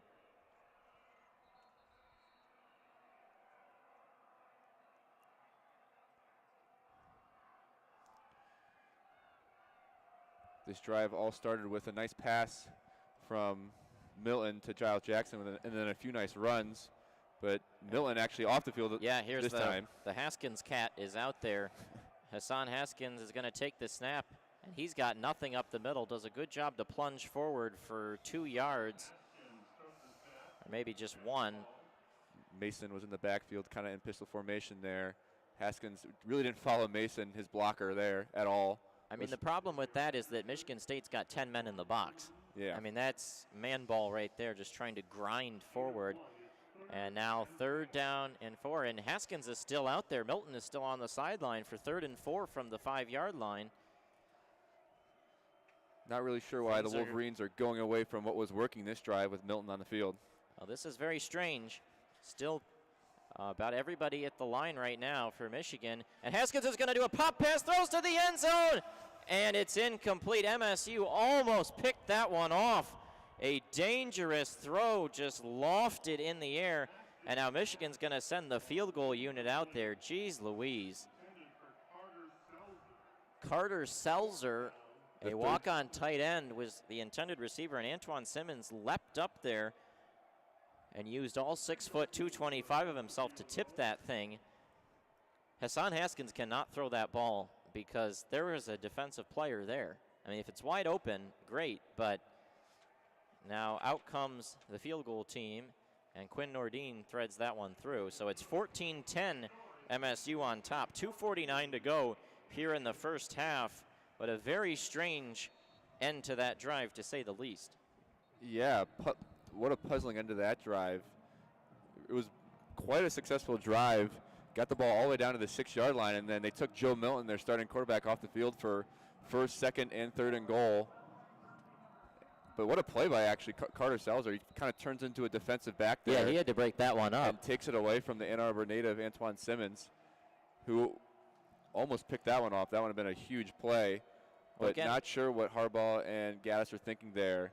Not very good red zone efficiency there for the Wolverines. Again, that's something you see when you have a non-quarterback throwing the ball, is sometimes they throw into coverage. And again, if that's wide open, you can throw that ball. But that linebacker, Simmons, was dropping back on the play, was reading it all the way. And honestly, if the ball gets up another foot higher, they might have a touchdown there, but that's a very risky pass. And you're asking Haskins to throw that ball. But why is Gaddis getting cute in the first place, is my question. Yeah, I don't think you can call that when you're down 7 in a rivalry game, quite frankly. Now here's the kickoff from Jake Moody. That one will go out the back of the end zone. So Michigan State will take it from the 25. Spartans have 2 timeouts. Wolverines have 3. So if Michigan State 3-and-outs themselves again, Michigan could get one more drive before halftime. Now obviously the Spartans would like to restore their lead to 7, or at potentially get up to a 2-score lead before halftime. Again, Michigan will take the ball to begin the second half. Total yardage, 200 to 165 in favor of Michigan, but a very odd drive unraveling at the end there for the Wolverines keeps them from tying the game. Now Lombardi comes out in the shotgun. Pretty standard formation. He'll take the snap, drop back. Pressure comes right in his face. It's a slip screen. They've got it set up perfectly at the 30, 35, 40, 45, 50. Cuts it back 45, but a flag is down. Is there a holding potentially, or? Looks like 2 offensive linemen came off the line of scrimmage and pulled there. Simmons had open field, but maybe holding there on the Spartans. Let's see what the call is here. Yeah, Michigan State guys are all walking backwards. That could mitigate a giant chunk play. That was at least 30 yards. Blindside block, second time today. And Cam McGrone is down on the field, and that's a big potential injury for Michigan. Looks like 4 trainers are all standing over him. He's at the 43, right where that play ended. And so now we've got a huge moment in this game. Spartans are now looking at a 2nd and 20 from their own 15 after half the distance to the goal penalty on that personal foul. And Michigan's, one of their most important players, is down on the field. Yeah, without that penalty, it's 1st and 10 from Michigan's own 44-yard line. A huge penalty there for the Spartans. Brings it back to their own 15-yard line. About a 45-yard swing there.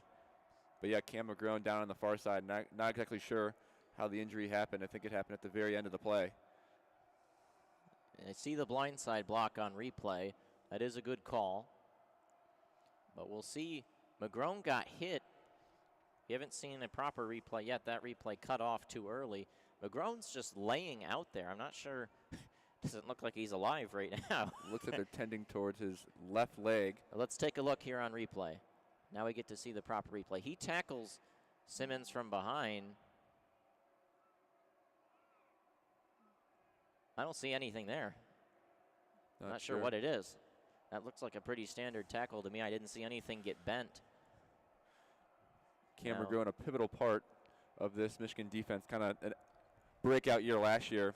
Well, now that he's getting to his feet, the trainers have helped him up. Jim Harbaugh's over there too, standing over him. Now they've got him up. He might have just been maybe a concussion, because he's up walking right now. He's taking his helmet off, but he's not. It's not an injury in terms of, it doesn't look like he broke a bone or anything, right? I think he just got the wind knocked out of him. Yeah, that's what it sort of looks like, because he's up now walking himself right off the field into the tunnel. He looks okay from there, but he looks kind of rattled. So we'll see what happens. Now 1st and 20 for the Spartans, back to the game. The huddles break, 2:41 to go, and this is a big opportunity for Michigan with 3 timeouts. And we'll see who comes out there for Michigan in that linebacking position. Van Sumeren's out there. Not sure if he was inserted as the backup, though. Michigan State will just give it off. A nice cutback there from Jordan Simmons, but he'll pick up just 2 yards. And I think Michigan's going to use a timeout. Jim Harbaugh will. 2:21 on the game clock. That's Michigan's first timeout. It'll be 2nd and 18 upcoming.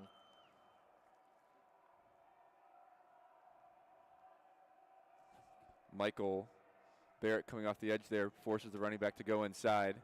It's going to be 2nd and 17 for the Spartans as Michigan calls their first timeout of the half.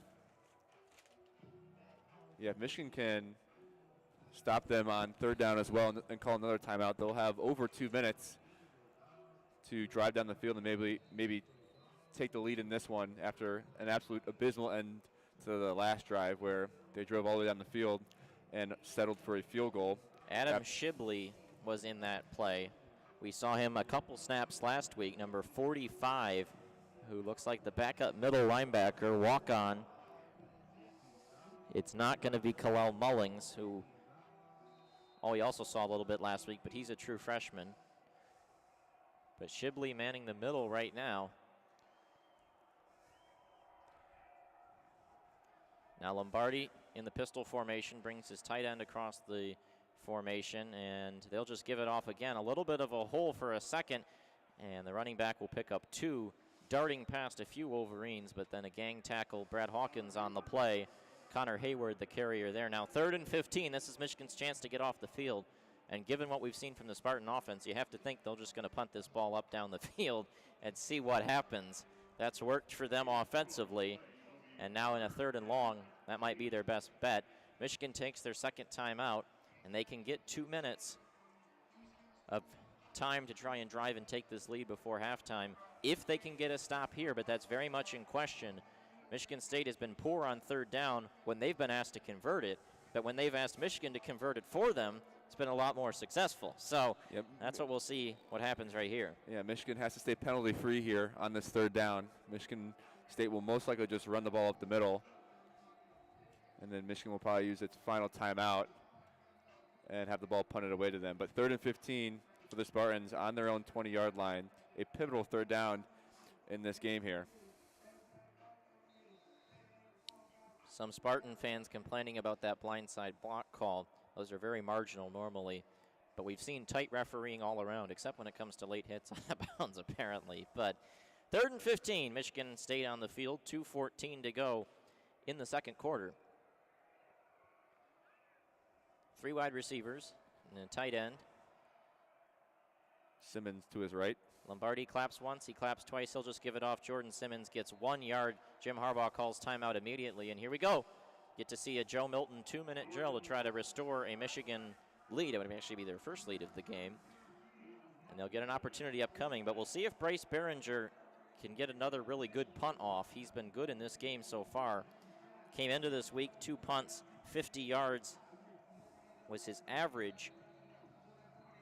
So far in this game, he's punted 4 times for an average of 48 yards per punt, a long of 56. Got it inside the 20 on one occasion. He won't be able to do that most likely here because they're backed way up in their own zone. He'll be punting from around his own 10.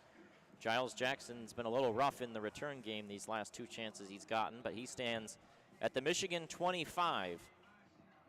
Similar to Donovan Peoples-Jones in some manners. He takes some risky well, that's the nature of decisions. Returning. Yeah. The wind is starting to come through in those cardboard cutouts, very flimsy. And now they come after the punt again. Behringer gets this one off.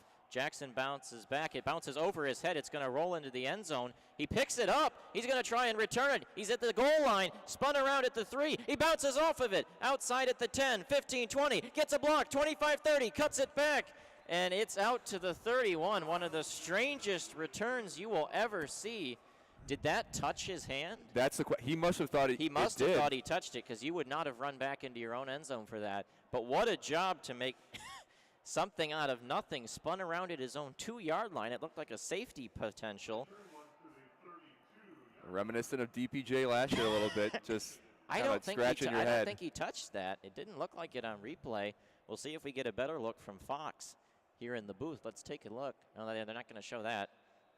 But we'll never know. But if he happened to touch it and they maybe turn the call, or Wolverines back here on offense quickly. Milton takes the snap. Plenty of time. Waits, throws across the middle, and it's incomplete. Intended for Ronnie Bell. Nobody really close there. Milton had plenty of time to throw that ball. That ball, I think, needs to come out a little earlier. It was Matt Carrick, the redshirt junior, that got to Milton there. 2nd and 10 here.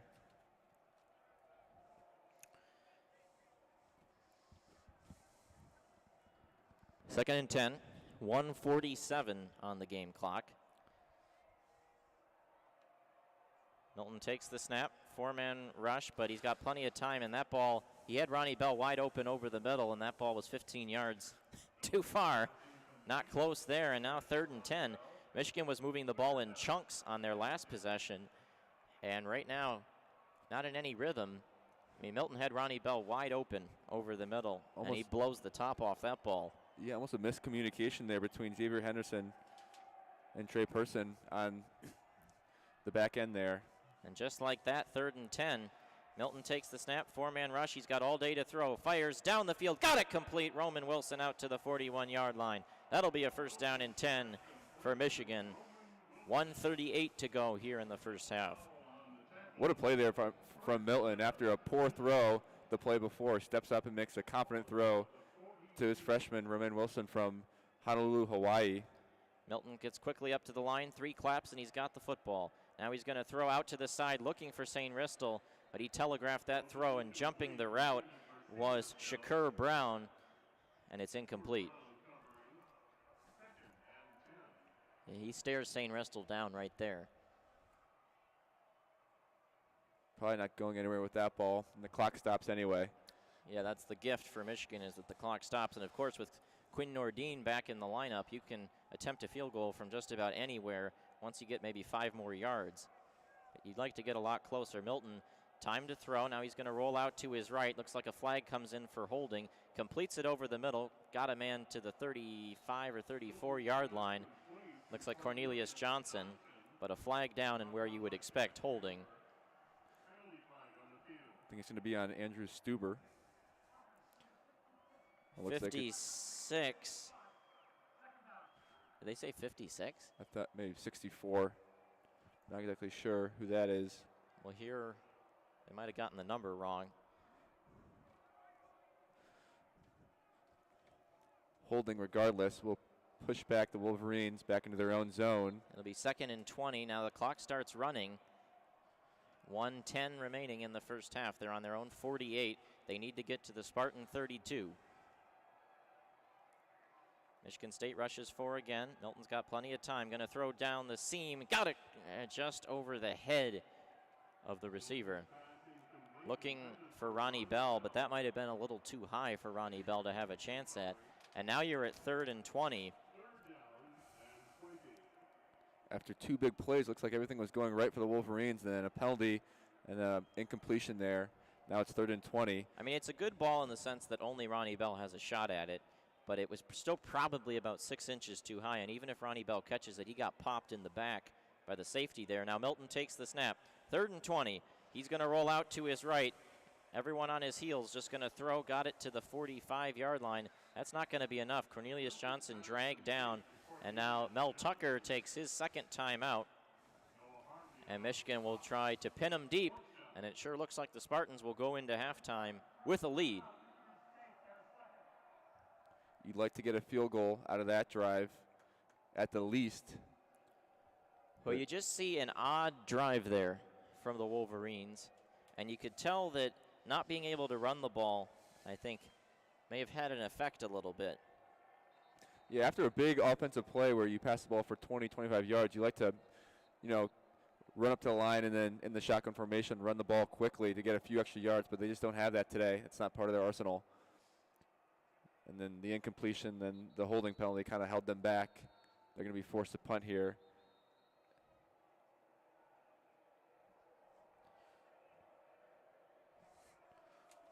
Well, Michigan will try and punt this ball away.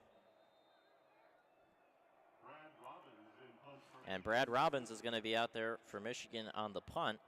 He's had the best punt of the day for Michigan. Jaden Reed back deep for the Spartans.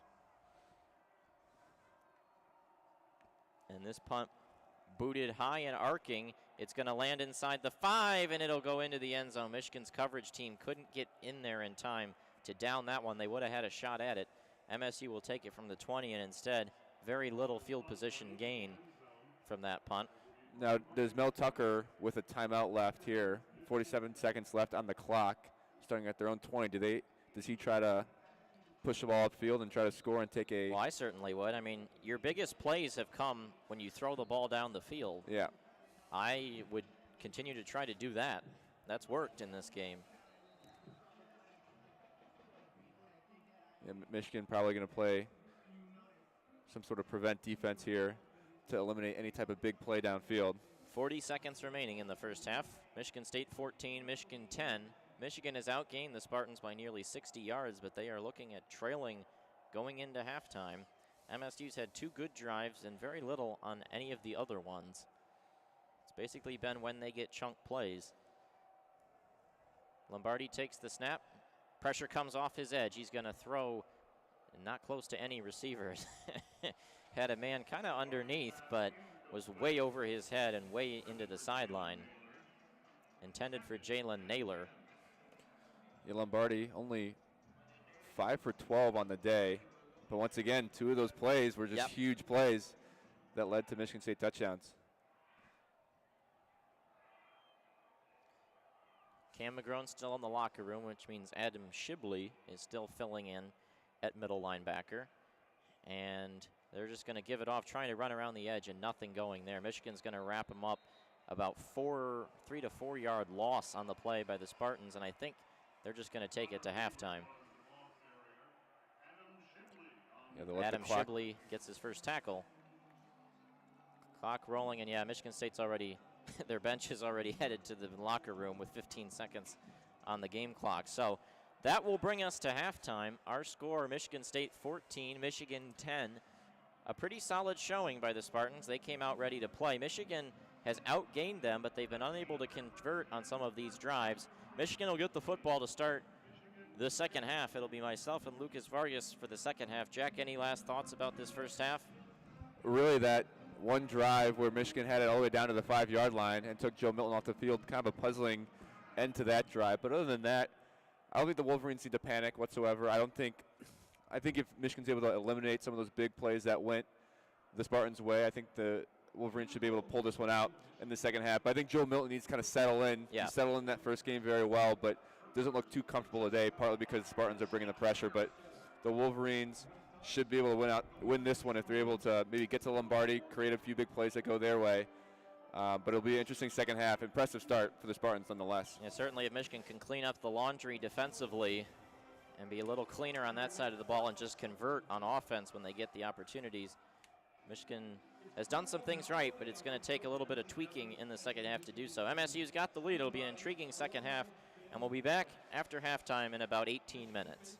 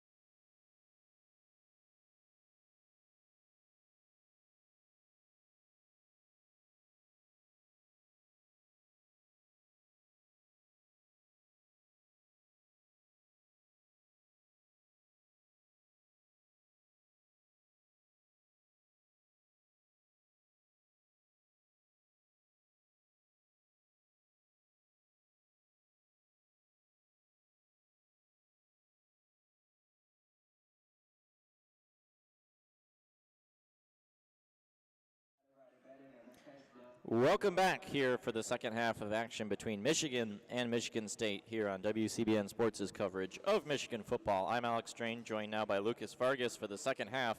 Michigan State 14, Michigan 10. Wolverines were heavily favored coming into this week, but they find themselves trailing at halftime. Michigan will get the ball to start the second half and look to take that lead, but what did you see there in that first half?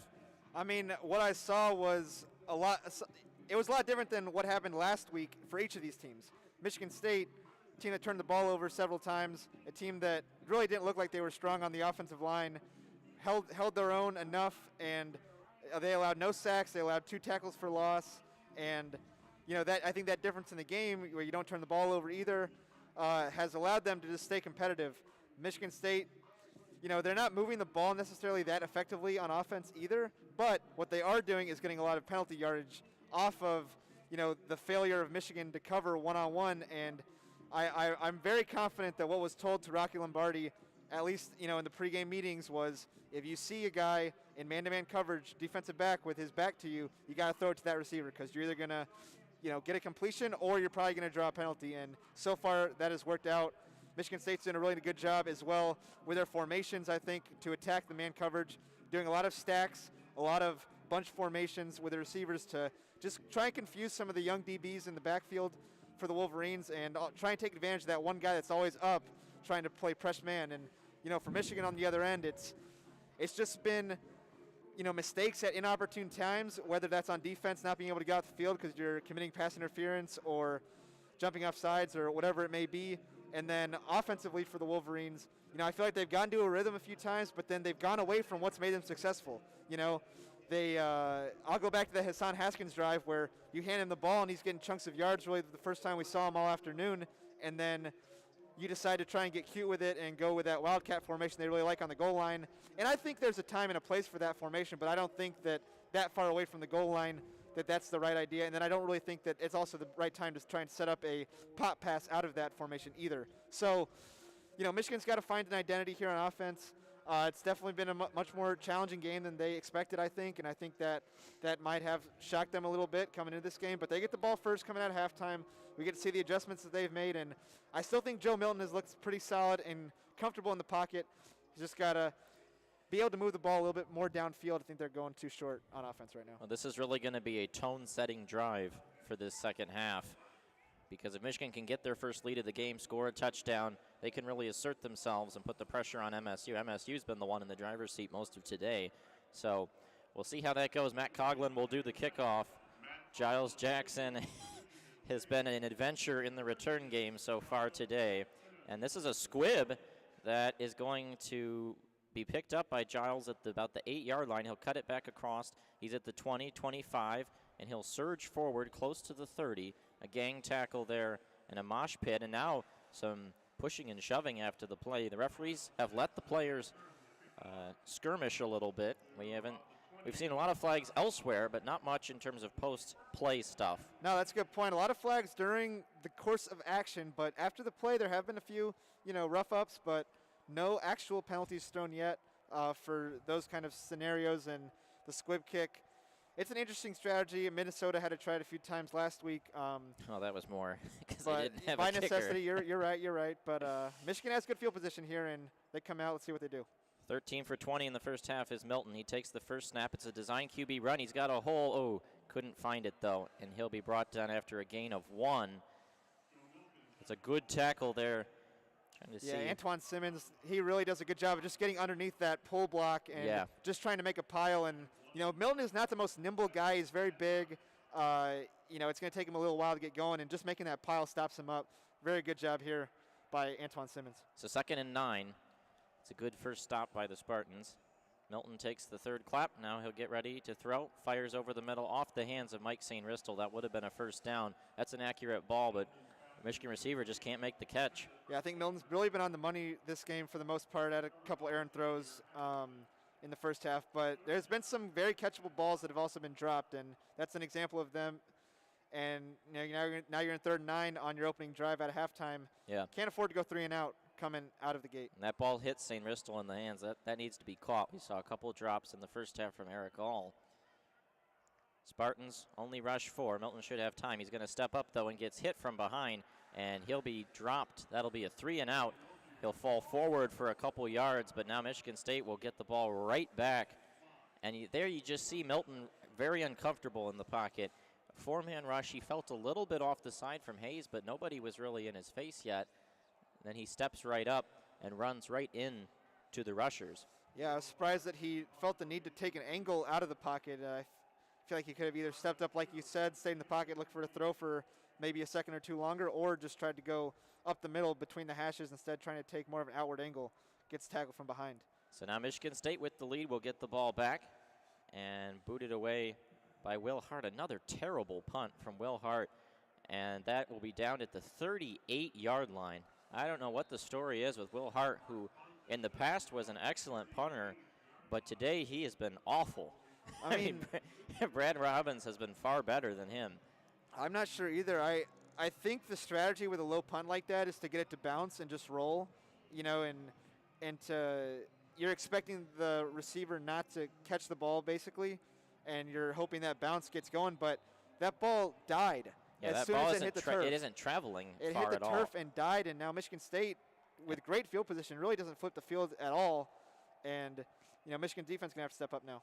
On their own 38-yard line, Lombardi takes the snap, drops back. He's going to try and find a man deep. He's got a man open. Got it complete at the 31 and down to the inside the 15 to the 13.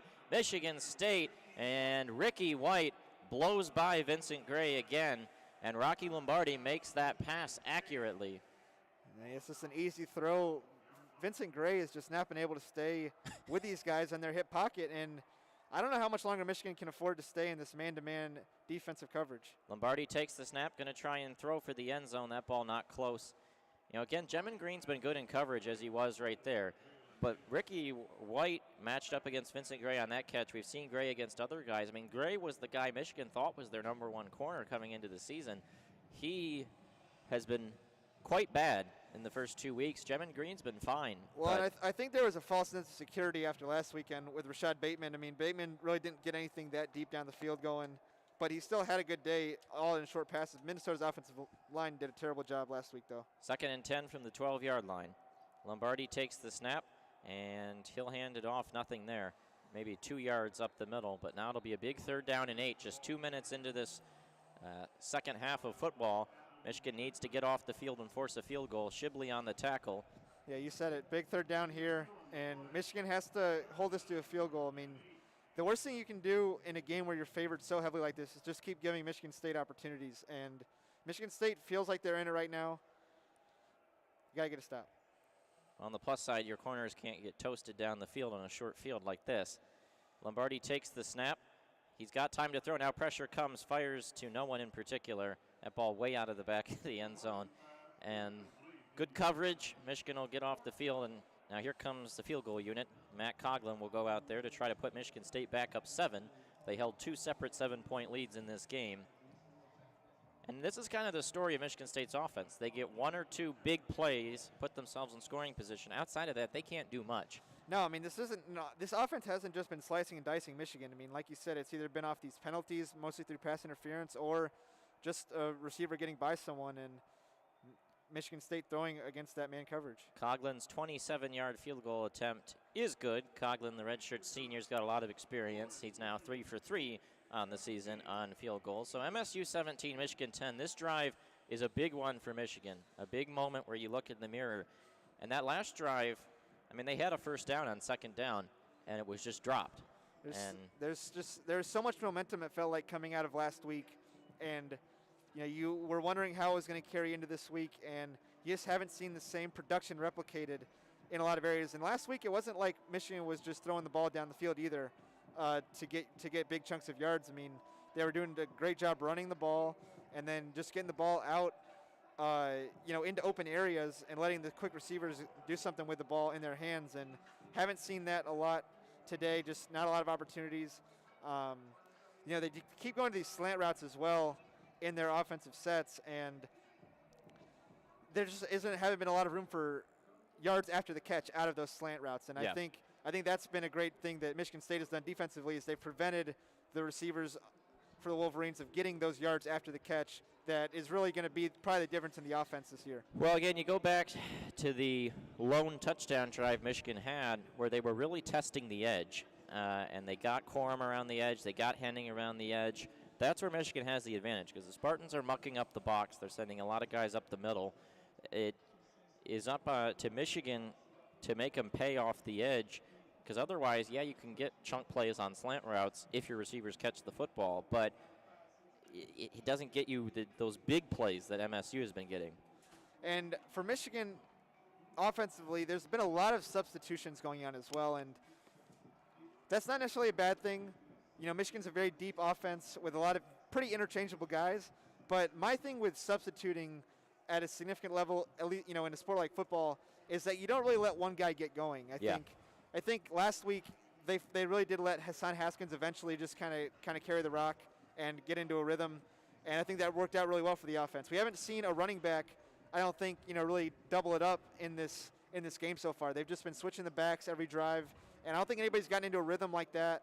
Everybody has different styles of play too, so I think it's different calls for the offensive linemen that they're going to have to adjust to, and then from a receiver standpoint, different guys that Milton's throwing to as well. So a lot of moving parts here that they're going to have to nail down and just find some guys to step up and make some plays here against a defense for Michigan State that has just played really, really hard today and made plays when they've had to. I mean, you got to give them credit.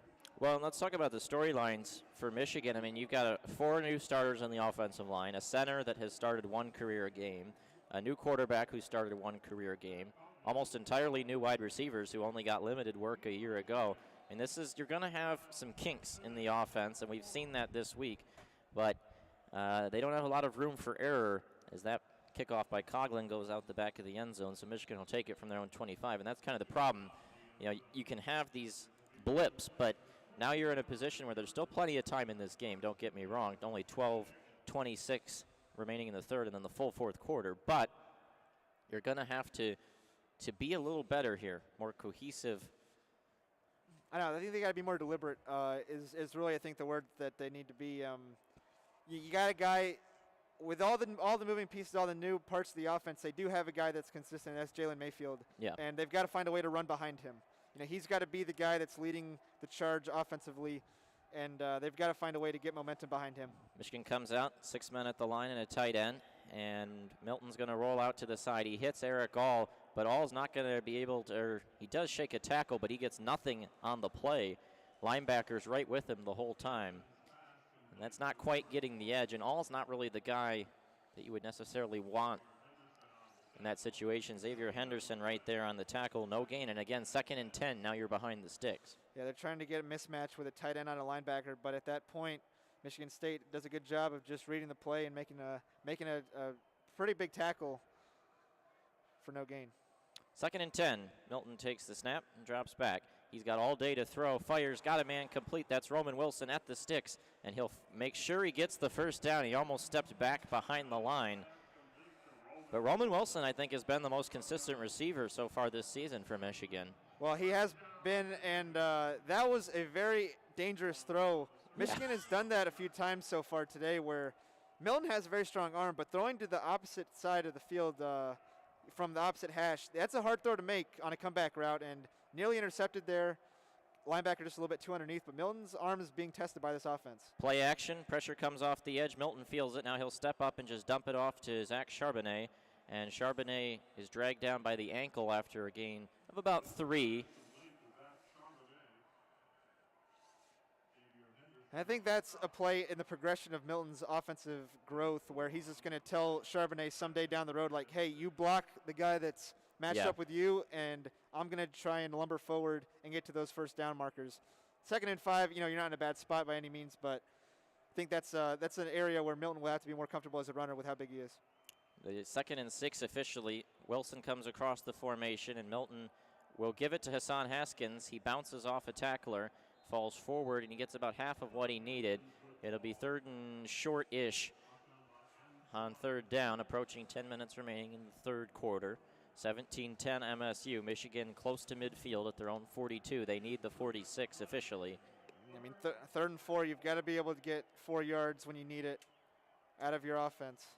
And Joel Honigford, who's wearing number 85, a tight end jersey, comes off the field. They bring all back on, all a receiving tight end. Honigford's an offensive lineman. 10 on the play clock. Michigan's got trips to the right. A large offensive line. Michigan State only rushes 3. Milton's got all day to throw. Rolls out to his right. Got a man over the middle. Got it complete out to the 42-yard line. That'll be a Michigan first down. Roman Wilson again. The Hawaiian is raking right now. Great patience by Milton just to roll out, stay comfortable. That's what I really like about Joe Milton. I think for a guy who's only in his second start, he's looked really comfortable to me running this offense. And Roman Wilson, great IQ there to just find the open spot in the zone. That's something that Michigan hasn't always been able to do. And just going to open grass, catching the ball, and getting a first down. 1st and 10. Milton comes out in the pistol. Looks like Haskins behind him. 3 wide receivers and a tight end. Now a blitz coming from MSU. Milton waits, going to fire it down the field. That ball overthrown. Some contact with the corner, but not enough for any flags. That ball way out in front of Mike St. Ristel. Yeah, that's a shot that is worth taking on first down at this point. There's good coverage. Like you said, maybe a little bit of hand checking going on it, but something that shouldn't be called in a Big Ten football game like this. But I think good job by staying in the pocket and looking downfield. Now you've just got to find a way to make up for it on second down. You have to keep the defense honest there with the deep shot. Kalen Gervin in coverage. Milton takes the snap, and he will keep it himself. Now he'll roll out, fire, and not a proper block there. It's caught, but now a flag comes in by the referee. I'm not sure what the flag is going to be. This will be an interesting call. I mean, I wonder if they could call offensive pass interference. Ronnie Bell did not get the block he needed to on that play, looking at the replay. Referees discussing unsportsmanlike conduct on the defense. And that's the first one we're going to see of the game, and that's a big penalty for Michigan State to commit right now. I mean, that was going to be 3rd and 10. I didn't really see something that should have, in my opinion, would have warranted that. You can look at the replay here. But that's a big penalty to take at this point in the field, this point in the game. And the first one we talked about a few minutes ago of the game. You got to stay disciplined in a game like this. You got to stay under control, and when the whistle blows, you got to control yourself. I guess he's talking down after the play. Shakur Brown stood up and it's an immature penalty to loomed over the man he had tackled, and that's a penalty. Now Milton gives it off to Charbonnet. He gets a yard, but Michigan has really struggled to run between the tackles. The strength of the MSU defense is their linebackers and their defensive tackles. 2nd and 9 from the 25 upcoming. Michigan will need the 16. Yeah, it's certainly been tough for Michigan to run between tackles, but that formation they run with a pistol back and then someone set to Milton's side, usually Ben Mason. I do like that formation. I think it offers them a lot in the offense, but they've got to find a way to get it to the edge. Now here's a jumbo set. A couple tight ends and wide receivers tight to the formation. They run it out to the side and to the 20. Cutting the edge is A.J. Henning. He'll go out of bounds right at the sticks. They'll give him the first down at the 16. And that's what we're talking about right there, just getting to the edge. We have the fast guys on the field for Michigan, and if they can get a guy to the edge like that, just let him use his speed, I think that offers a lot more to the personnel than just trying to pound it between the tackles like we've seen over the last 3-4 years. So 1st and 10 from the 16-yard line. Clock ticking close to 8 minutes remaining in the third quarter. Michigan down 17-10, but they are now in the red zone, trying not to come up with a field goal like they did their last trip to the red zone. Milton motions a man. That's Eubanks in the formation. Pistol set with Blake Corum. Milton's going to drop back to throw. Fires, got a slant. Complete down to the 1-yard line. What a throw. What a throw. I thought he had Giles Jackson in the flat and he was going to be content with about a 6 or 7 yard gain, but Ronnie Bell on the catch. Somehow Milton zips it in between basically 2 outstretched hands. And here we go. Michigan's up, quick tempo. Jumbo set at the line. They give it to Blake Corum. His leap, and I think he's in. He is. Michigan touchdown.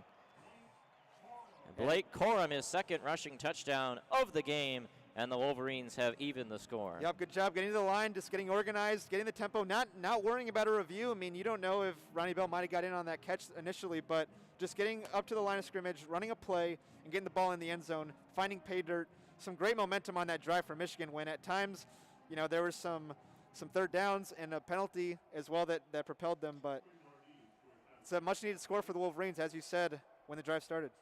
Quinn Nordine out to attempt the extra point. And he fits this one through. So our score is tied for the third time today. 17-17, 8 minutes even remaining in the third quarter. 23 minutes even remaining in the football game, and now Michigan State will get the ball and try and drive and take the lead back. Michigan's offense now almost 300 yards of total offense, and you look at Michigan State, 226 yards of total offense. But the big question here is, can they stop the big plays?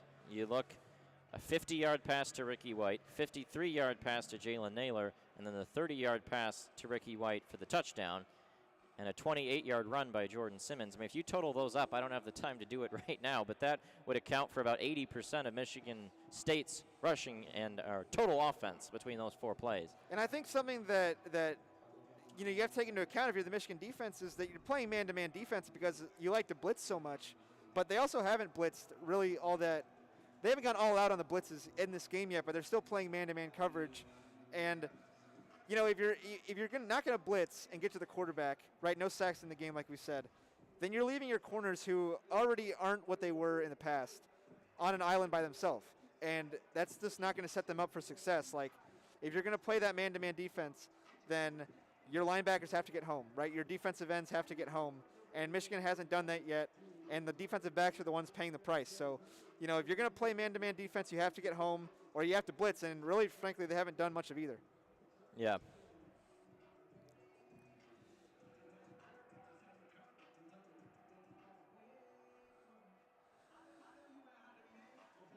So Michigan will come out and kick this ball away. Michigan State will get the football, and we will see what blitz packages Michigan brings, because what they've often done is when they do blitz, it's really just 4 men at the line and then a linebacker blitzing. They haven't done a lot of all-out, 6 or 7 man rushes to try and get a big play. And the 4 or 5 man, 5-man rush hasn't gotten home a whole lot. And because Michigan State has done a good job to put 6 men in protection quite a bit, using running backs to give Lombardi a little extra breathing room. Right, and as we've mentioned, Lombardi hasn't been hurried really in this game, much if at all, and that was something that Rutgers did a really good job of doing, was just getting to the quarterback and just giving themselves a chance to make turnovers. And it's why Rutgers probably won the game when you think about it. I mean, it's really hard to win a game when you commit as many turnovers as Michigan State did in that last game. So now it's going to be on the Michigan defense. Can the Michigan defense follow up a good drive by the Michigan offense and just continue to create some more momentum for this team coming out of the locker room at halftime?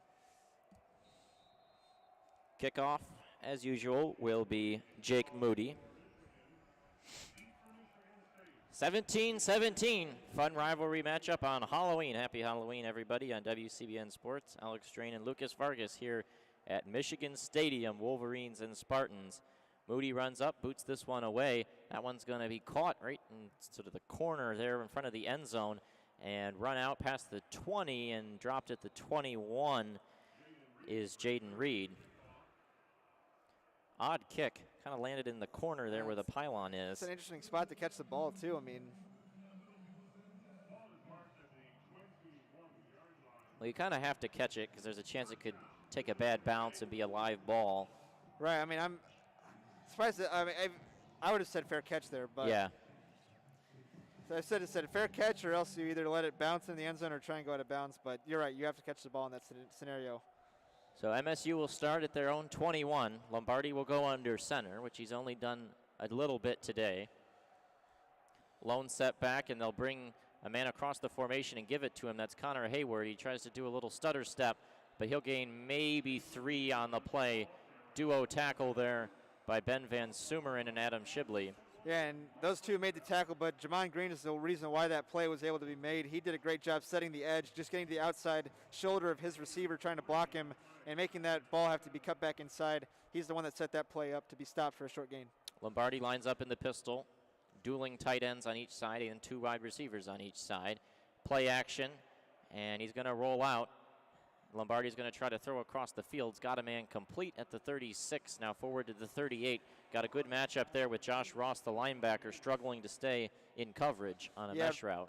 Josh Ross mostly playing in sort of a zone drop in that case, and Lombardi does a great job just stringing it out and, putting Ross more in a no man's land than he's used to being as a linebacker, and getting the ball eventually to your best playmaker who just keeps running to the sideline, give himself a chance to make a play. So good play for Michigan State to get a first down. It's Naylor on the catch. Michigan shows blitz. MSU's got 1st and 10 from the 39. They bring another man across the formation.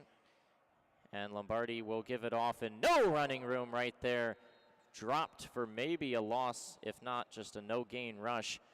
MSU mucked it up. That's Elijah Collins. I believe that's his first carry of the day. Michael Barrett in on the tackle. Michigan State keeps looking for these cutback lanes when they're trying to run the ball. They're trying to just get the defensive line to overcommit to one side and then cut it back. Michael Barrett doing a really nice job that time of just staying tight on the line of scrimmage and guarding that cutback lane. Tackle for no gain. 2nd and 10. Lombardi in the shotgun. Michigan brings pressure. Doesn't come home, and that throw for Jaden Reed is well covered by Daxton Hill, and the throw is not close.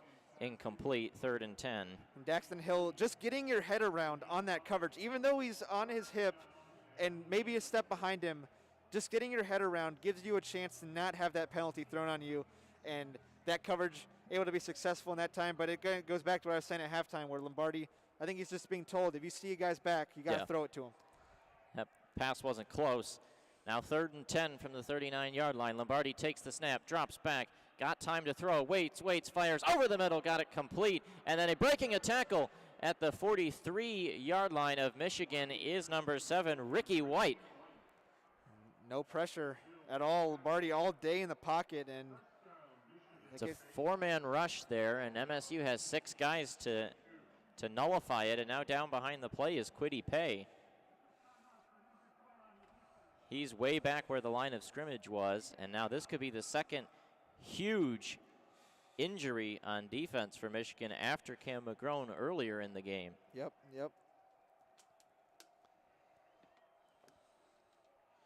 I mean, at this point, you got to either rush 6 or do something else with your coverage. I know. I'm surprised that Michigan has not just gone all out. Even going back to last week, you saw so many times where they would just completely overload one side of the offensive line and overwhelm them. Because Lombardi's not a mobile guy, right? He's not going to beat you with his legs by any means necessary. So I'm surprised they're not just trying to make him run for his life back there. He sat very comfortably in a clean pocket on that 3rd down and was able to drive a clean strike down the middle of the field. And, Michigan State's put together a nice drive here to answer a Michigan touchdown so far. Yeah. They're going to have first down in Michigan territory, and you said we're just waiting for that defensive adjustment, and we haven't seen it all game yet. Well, what was seen last week against Rutgers is that Lombardi can be pretty effective when you give him time to throw, and we've seen that here today. He's not got a bad arm, but the problem in this game is that he's had all day to throw all game long, and Michigan State's done everything they can to try to fortify him, and they've done well in doing that. So now Kwity Paye is going to come, and he's going to sit on the bench. He's not heading to the locker room. He's heading to the trainer's tent, it looks like. So now we'll see who comes in for Michigan in the pass rush. Will it be Taylor Upshaw, maybe David Ojabo? Have to wait and see on that, but injuries setting in, losing Cam McGrone, losing Kwity Paye. That's probably 2 of your 3 most important players on defense in this game. Yep, and you're going to need young guys to step up now on defense as well. I mean, I think you come into the season and you look at the depth chart and the experience at all the positions and you say, okay, the front 7 for the Wolverines should be their most experienced group, should be their strongest group.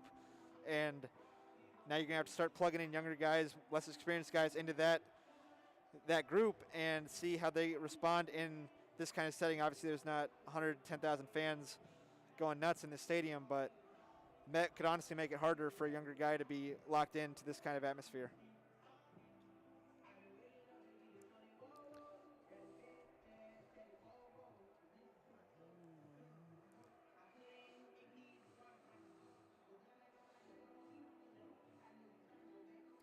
You do wonder about the blitzes at this point, what Michigan can do to try and get home. And another way that Michigan State did, last week against Minnesota did disguise blitzes, they would bring someone off of a slot receiver to blitz. And, Michigan State hasn't always put a guy in the slot to give them that opportunity to blitz in that formation. So here we go. First and 10, Spartans from the 42. Lombardi drops back. Here comes the pressure. He's going to get hit, but he's going to loft it out deep first. Jaden Reed makes the catch, but he's out of bounds. Really good coverage there. Looks like Daxton Hill and Brad Hawkins were both down there, riding him out of bounds. Yeah, Dax Hill, great coverage by Dax Hill to get, you call it stacking the receiver. He was able to get his back on top of the receiver's chest and control where he was going and really squeeze him towards the sideline. Even though he comes down with a catch, he is out of bounds, and that's exactly what you're looking for if you are going to play man-to-man coverage against a sideline like that. Second and 10 from the 42 upcoming. That time, Lombardi had a little more pressure, but not a lot still. Hutchinson was coming around the edge. They motion Hayward out, and now Lombardi's going to run it himself, and he's going to be wrapped up from behind. What a tackle by Aiden Hutchinson. And those two give each other a little high five to salute each other. After a gain of 4 from Lombardi, that was a really savvy play call by Michigan State, catching Michigan off guard with the empty set. Lombardi had a lot of room to run, but Hutchinson just freakishly athletic, coming in out of nowhere from behind to wrap him up. And he was off the far side there. That was a great pursuit. Outstanding pursuit. So here we go, 3rd and 6. They'll give it off to Hayward, and he will be met at the 35. It's going to be 4th down and about 1.5 or 2. Yeah, it looks closer to 2 based on the spot, but you got to go for this. You have to. They have to go for this. 5 minutes exactly remaining in the 3rd quarter. Our score is 17-17, Michigan State and Michigan. What are they really considering punting this ball? This is a special teams unit coming out there. Are they going to attempt a field goal, or are they going to punt? There has to be This is a field goal unit. Okay. Matt Coughlin's out there. Yep. This will be a 52-yarder. Yeah, I think you have to watch for some sort of fake here. And we do have wind, 14 miles an hour, blowing at his back, it looks like, from the flags. This to put Michigan State ahead, 5 on the play clock. Snap out, hold is down, the kick is up. I can't tell what way it's drifting, and it is good. Michigan State takes a 20-17 lead. Matt Coughlin, he was 2 for 2 last week from 40 to 49 yards. It's a low line drive kick. Yep. Not the best looking one, but it counts all the same. Michigan State back up 2017, but now here's the question for Michigan. Can their offense go out there and build on that momentum to take a lead? I mean, Michigan defense, you got to give them credit for at least holding them when Michigan State crossed the field. Got some big tackles on 2nd and 3rd down there, and now you have to give the ball back to your offense and say, okay, now we give you a chance to go take the lead. Got to go capitalize on the opportunity. Be interested to see what kind of kickoff Michigan State tries to use. We saw that squib kick coming out of halftime. You know, I don't think they want to kick it to Giles Jackson. I mean, he's probably one of the better kick returners in the conference based on his just threat of taking it back. So I do think there's some sort of aspect in there to not necessarily directly kicking it to him. You don't have to. But that'll be interesting to see what they come out with on this kickoff.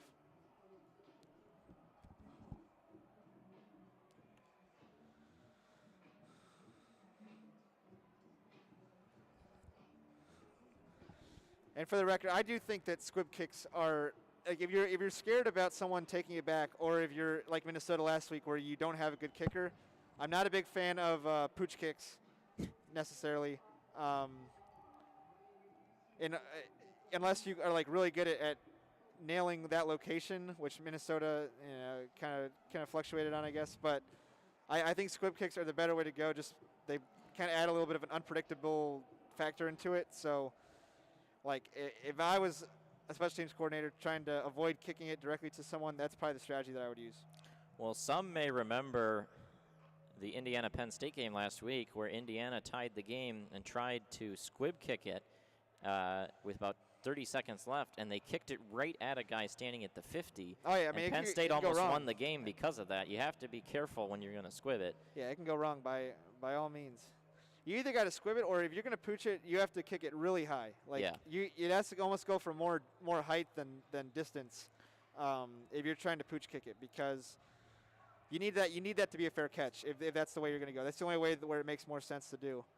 A quick game recap in this one. Giles Jackson, in terms of his returning game, has had some good returns and some questionable ones. His most strange was a punt return that he misjudged where the ball was coming. It hopped over his head. We still don't know if it ever touched his hand or not. He thought it did. He ran all the way back into his own end zone. I thought it touched his hand. Almost got tackled at the 2, then spun out and went to the 31. So it's been an adventure. Coughlin out there is going to kick this one high and arcing. Not at Giles, though. It will go in the direction of the other man deep. Blake Corum goes over his head, though. It'll be a touchback. Michigan will start from the 25. Wolverines scored a touchdown and looked good on their last drive. If they do that this drive, they'll take their first lead of the game. 4:23 to go in the third quarter. 2017 Spartans on top. I know, a lot of football left to be played here, and this game could still go any number of directions. So you just got to keep sticking with the flow of this game, and right now Michigan has a chance to turn that momentum to their favor.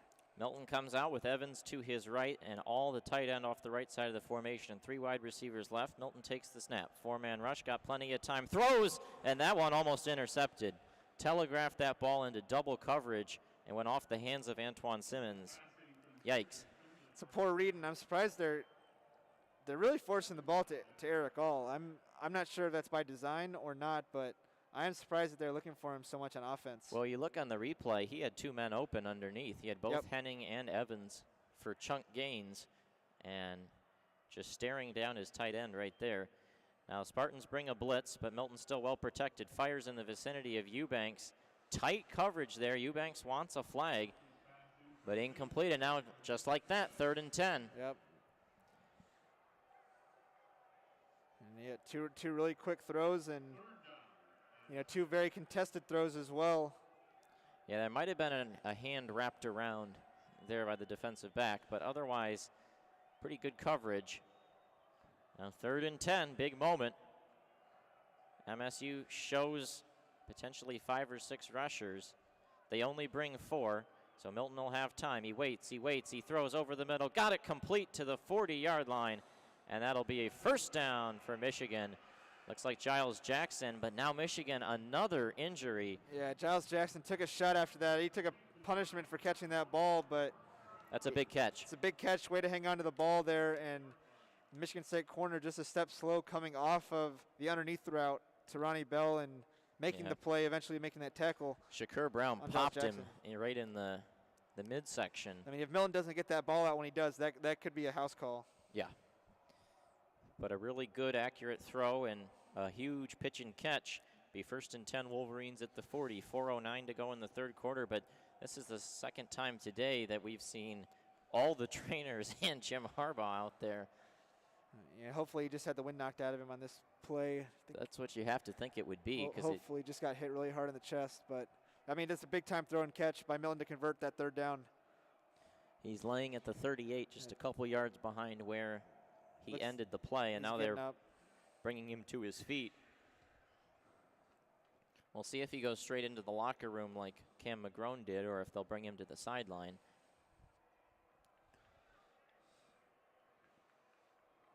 Looks like they're going to bring him to the sideline, and it does look like he just got the wind knocked out of him. He's now walking and even doing a light jog now. Yeah, unless it's something with his arm, he's not moving that left arm too much. He took the glove off the left hand. Might have gotten jammed. Right hand there, yep. Or right hand, yeah.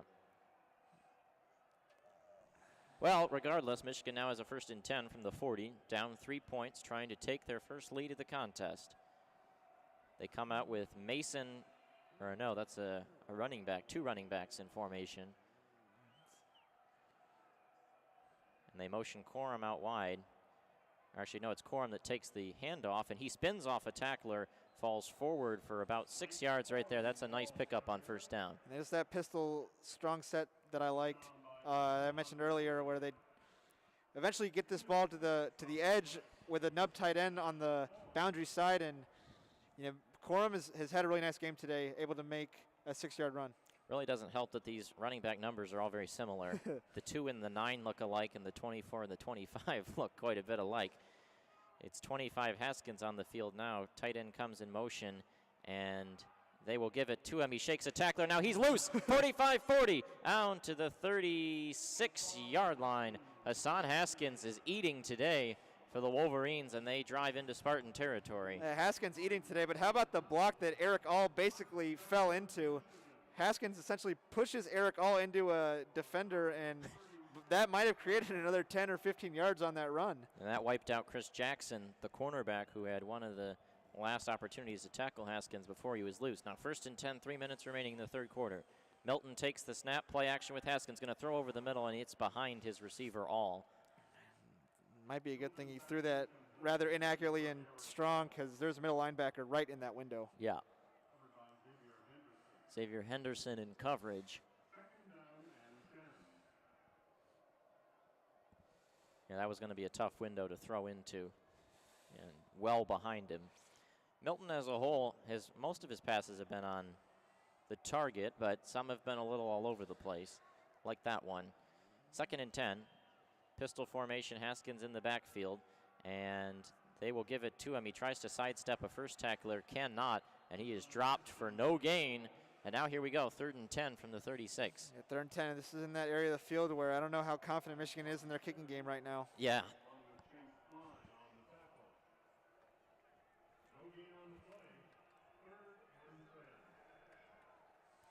Milton in the shotgun, 3 wide receivers to his right, and some movement.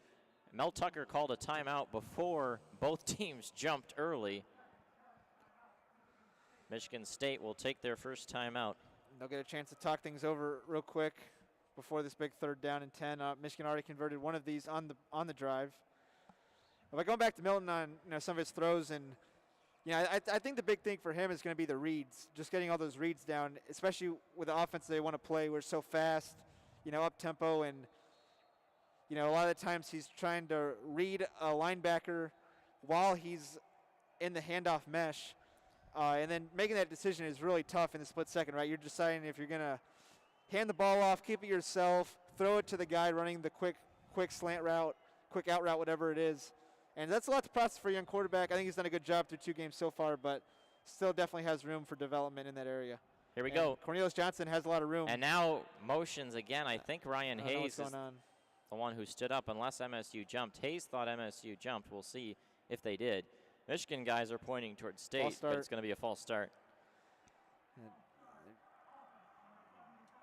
Yep, that'll be on Ryan Hayes, the redshirt sophomore left tackle, and now it's a 3rd and long. They just snap the ball. They have Cornelius Johnson on an easy just turn and throw. He could probably get 10 yards off that. So now back him up to the 41.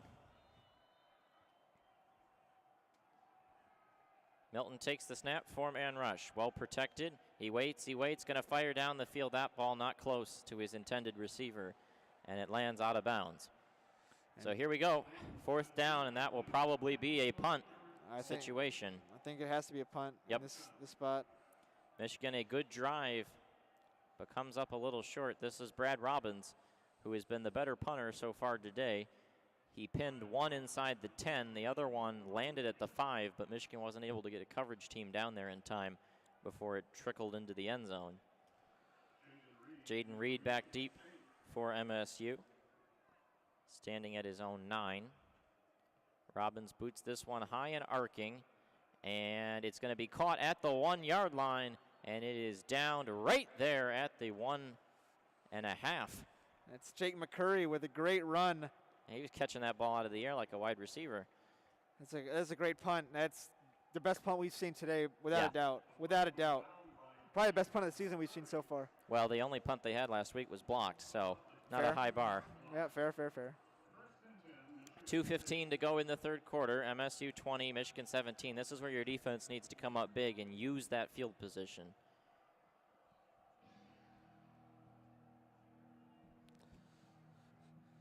And this is where the pressure has got to get turned up to another notch right here. I mean, you've got them pinned back.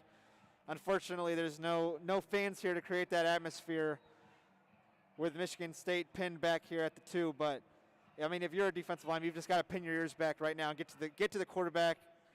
Michigan State's probably just going to go something safe here, like a inside handoff. But you've got to make sure this does not get past 2 yards. Lombardi under center, and indeed it will just be a standard handoff up the middle for basically no gain. Give him a yard. Carlo Kemp in on the tackle. Jordan Simmons takes it for a gain of 1. And now another Wolverine is down on the play. You can't tell who this is. Looks like Van Sumeren. Van Sumeren. Yep. I think. Yep, it is Van Sumeren. He, looking on the Fox replay, he jumped up and was clapping emphatically after making a tackle there in on the play, and then he immediately dropped to one knee, and he'll walk off under his own power. MSU started huddling up like they were going to get a few minutes, and the referees go over there and say, all those other guys, you got to get out of here. Yeah, I mean, he looks fine. Maybe he'll be back on the field in a few plays. 2nd and 9 from the 3-yard line. We'll see if MSU stays conservative. 1:59 to go in the third quarter. I mean, I'd expect Michigan State to stay conservative at least for one more play. Lombardi's in the gun this time with a running back to his left. Michigan only has 3 down linemen. They're lining up in that 3-3-5 look. Now Michigan State's motioning around. And Lombardi's going to throw. He's got all day to do it. Fires down the field, and it is caught out to the 39-yard line. Trying to see the number. Ricky White, his 3rd deep bomb today. I mean, Ricky White's having a day. He's having an absolute field day out there against this man coverage. And Vincent Gray was a little closer that time, but still got beat again. Lombardi takes the snap. He'll swing it out into the flat, and that'll be a pickup of 5 yards, tackled right by midfield.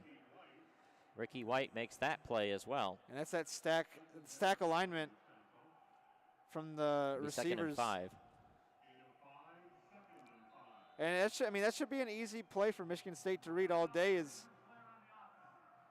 you know, if you're Michigan State and you see that press man look right there, you just stack your receivers up. You have one guy take a step back and turn. The other guy should have an easy block right there because he's already going to be engaged with the defensive back. So, I mean, that's the play that Michigan State can go to, and they have gone to it. 5 catches for 144 for Ricky White. I'm just surprised that they continue to put Vincent Gray in this press man look. And, I mean, at that point, he's matched up at the 2-yard line. I mean. Well, and it continues to be the problem that Michigan can't touch Lombardi. Yep. He takes the snap. A little bit more pressure this time, but still almost nothing. That throw down the field is incomplete, but there's a flag down. They're going to call holding, I think. Not sure who Jalen Perry in coverage there, backup corner. Yeah, Vincent Gray wasn't even in. That will be a defensive holding.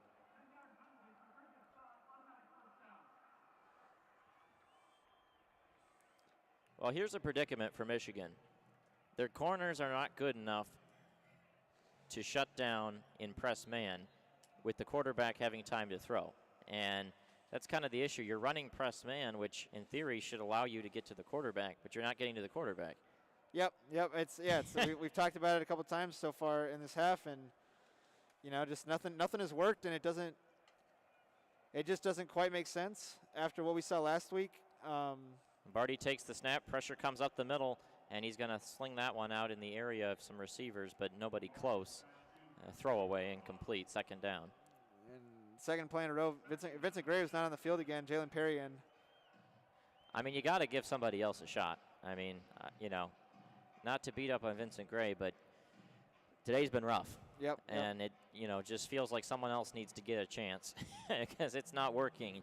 Right now they also have another freshman in Page in at safety, number 7. 3 safeties on the field, Dax Hill as well. 2nd and 10, and Lombardi takes the snap. He's going to try to run it himself, bounces off one tackler, and he'll just fall down at the 42. Yeah, good pursuit by Julius Welshoff. Yeah, he showed some jump as the pass rushing nose tackle in this game, and last week as well. It's a big 3rd down here for Michigan. I mean, yeah, 3rd and 10. It's that area of the field where Michigan State Could try a field goal potentially, but probably not right here if you get a stop on this play. Yeah, 5 more yards, they might have a shot at it. And now Michigan jumps off sides. That looks like David Ojabo and Quiddy Pay, both coming off the edge. And Michigan just continues to shoot themselves in the foot with the penalties. That will now be their 9th penalty for 90 yards. It's a story we've seen too many times over the years, huh? And that moves Michigan State up to the 37. And you were in 3rd and 10 there, and now you make it 3rd and 5. That's a killer. Yep.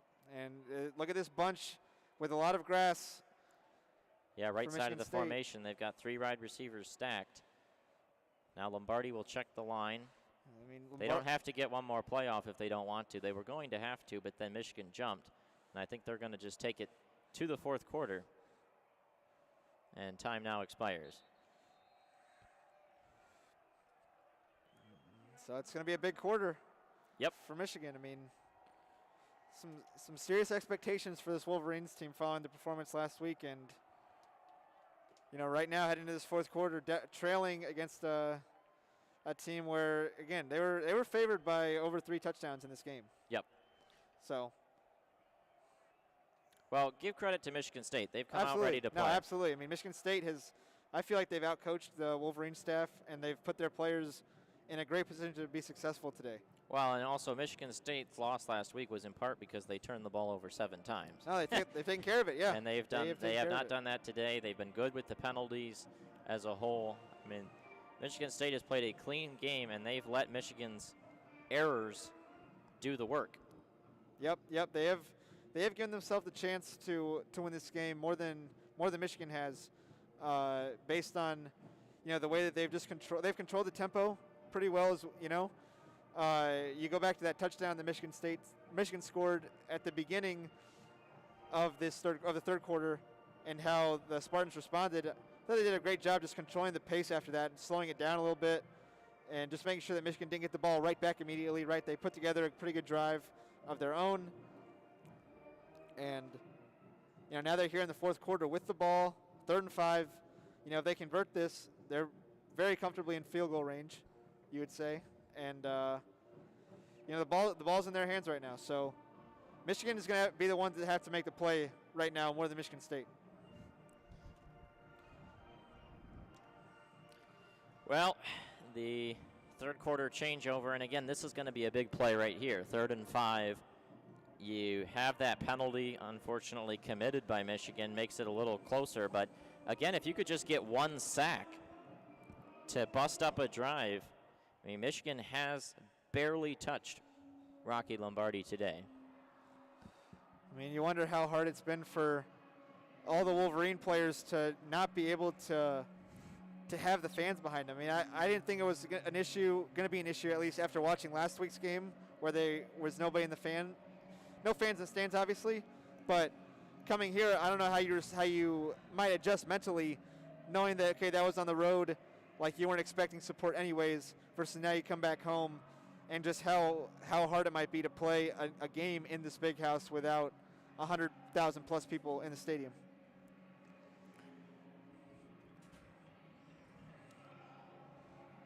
So, I mean, you look back at the last couple of years, and Michigan's home field advantage has been pretty significant. Yeah. Michigan's played well at the big house under Jim Harbaugh, and today they've just stumbled around and have not done what they needed to. And Michigan State here in this 3rd and 5 from the 37, if they get 3 yards, they could easily try another field goal with Matt Coughlin. The problem is now the wind will be in their face. That's right, with the reversal of the field. And you have to remember, this is a close game. Looking at the other end, Michigan probably isn't too confident in their field goal game. No. After last week, so that's an issue potentially for Michigan should this game remain close down the stretch. But right now in this huddle, it's just got to be about getting a stop. 1 stop is what you need right now. This 3rd down cannot be converted if you're Michigan. It'll be the defensive line of Kemp, Welshoff, Pay, and Hutchinson. Shibley, the middle linebacker, still filling in for McGrone. They line Josh Ross up off the edge of the formation in a blitzing situation. Michigan State's got 3 wide receivers. Now Lombardi will check with the line. First play of the fourth quarter. Michigan State 20, Michigan 17. Now Lombardi talks to his tight end who moves across the formation. Lombardi takes the snap, and he's going to try and throw on a slant. Got it complete to Ricky White. That's a first down at the 31. And, I mean, of course, why would you not attack that matchup if you're Michigan State? Jalen Perry's now in at cornerback, and they give Ricky White clean release in space. Yeah, Jalen Perry was not close on that. Beats him in the slant. I mean, you give a guy that much space. Well, and on the replay there, Perry is backing up the whole time. I think he's scared of the double move down the sideline. Oh, absolutely. It's what happens when you're a young corner new in the game. Lombardi under center, brings a man across, and now he will do a flea flicker. Pressure comes in his face, going to just hurl it deep, and that will be almost intercepted by Jemin Green. He's the only man with a chance at that ball, and he drops it in the end zone. And Lombardi got popped by two Michigan Wolverines in the backfield, and now a Spartan offensive lineman is down. Wow, Jemin Green should have caught that ball on replay. I know. Looks like something's wrong with him as well. He's shaking his hand or something. And now he's waving his arms. Might just be. Let's take a look on the Fox replay as we have this injury timeout. He's battling with Jaden Reed. He wins. Oh, he tripped over Jaden Reed. His back foot ran into Jaden Reed's head, and that knocked him off his stride. If he doesn't make contact with the receiver, he probably intercepts that ball. Landed right in his breadbasket. Don Brown on this replay just looks deflated after that dropped interception. That would have been a big turning point for Michigan. Yeah. Especially, as you mentioned, Coughlin's a good kicker, and this is well within his range. Yeah, 2nd and 10 from the 31 upcoming.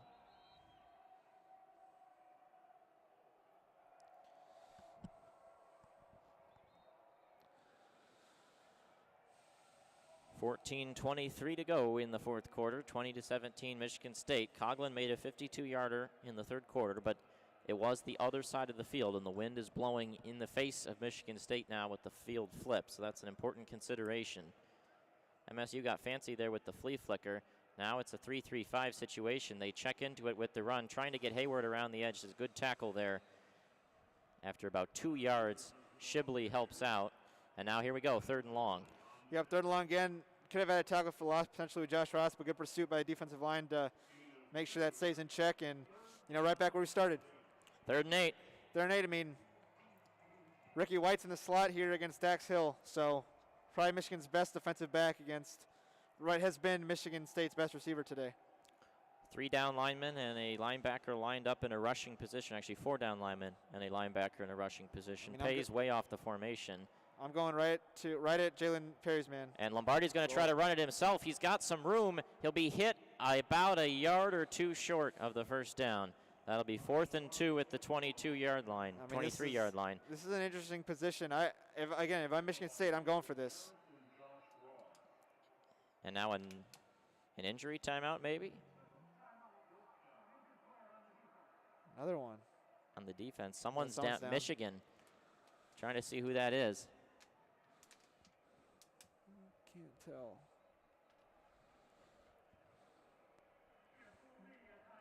It's Michael Barrett. Yep, Mike Barrett.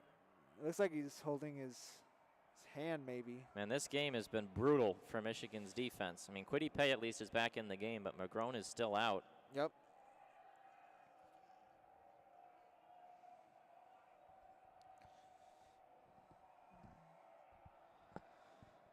I mean, on this 4th down decision, I mean, now Michigan State can talk about it, but I mean, I think you gotta go for it. If you're the Spartans, it'd be a 40-yard field goal into the win. That's in Coughlin's range for sure, but you'd be really rolling the dice. I think you got to play to win, and Michigan State's put themselves in such a great position.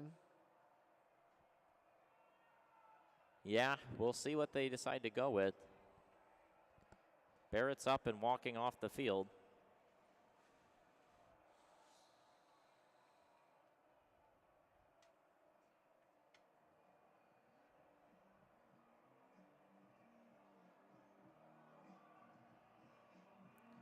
Coughlin is running around practicing his field goals. He looks ready to go, but there's no indication of whether they're going to go with him or not.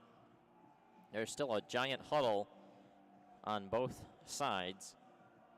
And Michigan, of course, they have to wait to see what MSU sends out there before they can decide if it's going to be the field goal defense. Yeah, I mean, great advantage here to Michigan State, like you said. I mean, you have to talk about it like you're expecting a defensive stop, so you have to have your defensive plan ready to go. But it's a commercial timeout on television, so these teams get a little bit longer to think about it. Coghlan still running around practicing his kicks. And now more linemen run out there. I guess the linemen weren't even in the huddle. Now they come out for MSU. The entire offense and special teams, that's a giant huddle. I'm not even sure how the people in the back can hear the coaches. I know. It's about 5 players deep. There's a mosh pit of white shirts. Not following the CDC guidelines, huh? Let's see who they bring out. This looks like the field goal unit. And it is. Matt Coghlan will go out there. This will be a 40-yarder from the center hash. Wind blowing straight in his face. The American flag billowing right at him. Winds at about 14 miles an hour. Coghlan 4 for 4 on the year.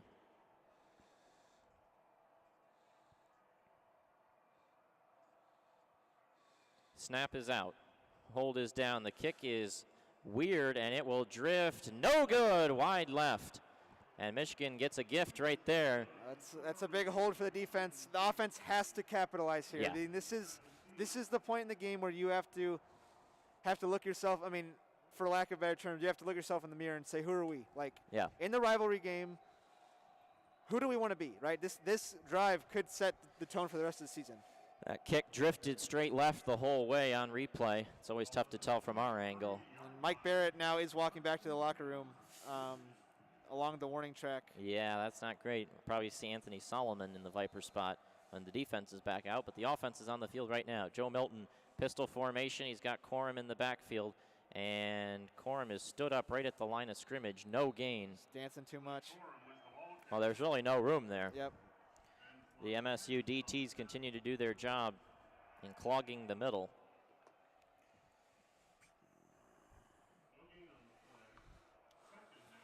Now Milton checks the sideline. Corum is still out there, 3 wide receivers, but Michigan again in second and long. They've been in a lot of those the last few drives.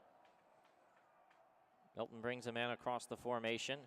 And he's going to try to set up a screen to Blake Corum. He's got a block. He's at the 30, cuts it back, spins off a tackler. He'll get the first down out to the 36-yard line. It seemed like if he had cut outside, he might have had room around the edge. Regardless, he cuts inside and gets the first down. And I didn't see who that defensive lineman was. Let me look. No, number 12 for Michigan State. Injury on MSU. It's 24, Chris I think, Jackson. is down. Chris Jackson on Michigan State. Trey Person is the injured player, but got out, and he made a great effort to get to the outside of that block and forced Corum to cut back. Watch on this replay that we have on the screen, but he does a great job of just getting to the outside. Even though he just gets leveled, yeah, he still makes Corum have to cut it back to the inside, and that gives the rest of the defense a chance. So, I mean, on defense, you have to seal the edge, and again, even though he gets cut block, good block by Mayfield, but it's just enough to force Corum back to the inside, and that could have been a big play if he's able to turn the edge, but he's not, and allows the pursuit. It's still a first down, so, positive play for Michigan, no doubt about it, but that could have been a huge play that just didn't have the potential to get the momentum it could have had. Well, you see Mayfield there running out in space. He got his block down, but the problem was because of the effort by Jackson, Mayfield's laying there blocking the hole, and Corum had to dance and jump over a very large person. It's one of those blocks, and it's tough because you can't always control the way you have to block, but you have to drive that guy backwards. They give it off on a strange play to Giles Jackson. He's going to try to cut to the outside, and he'll lose 3 or 4 yards. Michigan continues to struggle on first down. Try to run like a hideout play almost, where misdirection, hide Giles Jackson behind all the big offensive linemen. It just seems like Michigan doesn't have their blocking schemes totally set. There's a lot of moving required from these offensive linemen. Haven't done it as well this week. And they were able to do that so well with all the NFL linemen they had last year. Yeah. It's a big adjustment for all these new guys. Milton takes the snap. He's going to fire, gets easy yardage over the middle, and Cornelius Johnson, a terrible job to cut backwards, and he loses 2 yards. And that'll pick up about Just 2 after 5 that. to get some chunk back. Yeah. But now here we go, 3rd and long at the 38-yard line. And that's the danger in getting behind the sticks continually on 1st down. Even a good chunk pickup on 2nd down forces you in 3rd and long. And MSU almost jumped there. I'd expect some sort of screenplay here to the right side with trips to the space. Michigan State will bring a blitz. Milton in trouble, rolls out to his right, shakes a tackler, rolls across the middle, got a man complete, it's Ronnie Bell. He's at the 50, and that is a massive conversion. Joe Milton felt the blitz, rolled out to his right, steadied himself, and found a crossing receiver, Ronnie Bell, for the 1st down on 3rd and long. Yep, great instinct by both Milton and Bell to keep running. You know, just keep going and trust that the other one's going to be there if you stick with them long enough. And a huge conversion on 3rd down. Milton has made plays on 3rd down. Yeah, I give him credit for that. 1st and 10 at the 50-yard line exactly. Michigan down 3. This will be a throw that is batted down at the line of scrimmage, almost intercepted by the defensive lineman. Great job getting a hand on that. Not sure who got their hand on that one, but let's take a look on the replay. Yeah, it looked like he was faking the quarterback run, and then he just drilled the chest of the defensive end. Looks like number 91, Jack Camper, almost got a present right there. 2nd and 10 again, 3rd straight series where Michigan is in 2nd and long. Milton will give a handoff to Charbonnet, who picks up 1 yard, and here we go, 3rd and long. I don't like that run. It's such a tight formation. All the receivers were inside the hash, and it just brings the whole defense to one spot, and then you run it inside, and everybody's already there. I don't like that run, at least in that sort of formation right there. I think if you're going to bunch everybody up, you need to send them all out and try and get something towards the edge. Well, and here you go. Michigan just, I think, ran 3 or 4 substitutions on the field in 3rd and 9. Continually behind the sticks all day long. Milton takes the snap. Another Michigan State blitz, fires down the field, looking for a receiver. Tight coverage, and Jim Harbaugh wants a flag. He is screaming at the referee. All of the coaches are screaming at the referees, but nothing comes. Mike Sainris still well covered. Let's look on the replay, but that will be 4th down. I mean, I'm surprised that he didn't get that call. He was pretty well covered there. Pretty well covered, but that's a call that I think could have been that one could have been called. Now the punt team is out there. There's a lot of, that one could have been called. That probably could have been called, especially the way they've been hawking Michigan's corners all day long. Yep. And Michigan boots this one away. High arcing kick. It's going to land and be down by Jake McCurry again at the 7-yard line. Really good punt. And that was by Brad Robbins. He seems to be asserting himself as punter number 1. But here we go. Now we're under 10 minutes remaining. Michigan still trails by 3. And the problem is their methodical chunk play drives run a lot of time off the clock. Because they gain 30 yards each drive, but it comes up short, and it kills 5 more minutes off.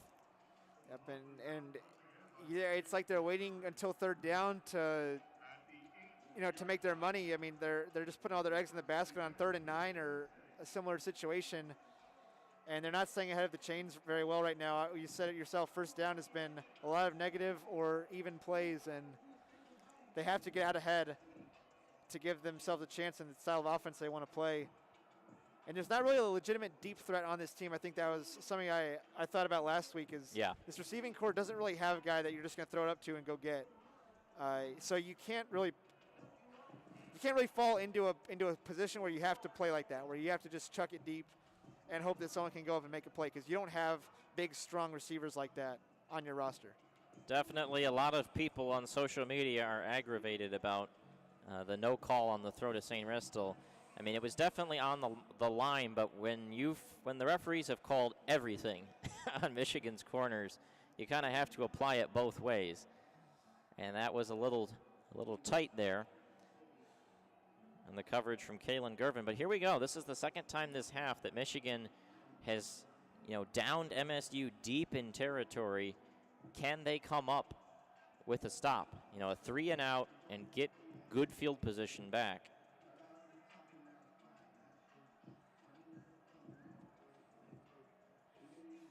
And Michigan State is going to come out here and they're just going to try and drain the clock as much as possible. Right now, the pressure is all on the Wolverines, offensively and defensively to make something happen. And especially, like you said, the way that Michigan is playing on offense, I mean, they're going to have to find some way to get some confidence on that sideline, because right now that sideline just looks dead. And, I know that maybe could have been a penalty down the other way, but I think there's been a lot of guys looking for flags as well. Yeah. And, if you're playing worrying about the officials, you're not going to be focused on what you're doing, the task at hand. And, I think that we've seen that a little bit here in the second half. Some of these younger guys just they run their route, or they do whatever they're supposed to be doing, but they immediately look to the official if it doesn't go their way. And, you just got to get your job done first. You can't worry about the officials, and especially in a game like this. 1st and 10, Michigan comes out with 3 down linemen, and MSU will give it off. And falling forward is the running back for about 5 yards. Jordan Simmons again, 3.35. Falling Michigan forward. State checks into it. They pick up 5 yards. Chunk on the ground. Carlo Kemp has run on the field.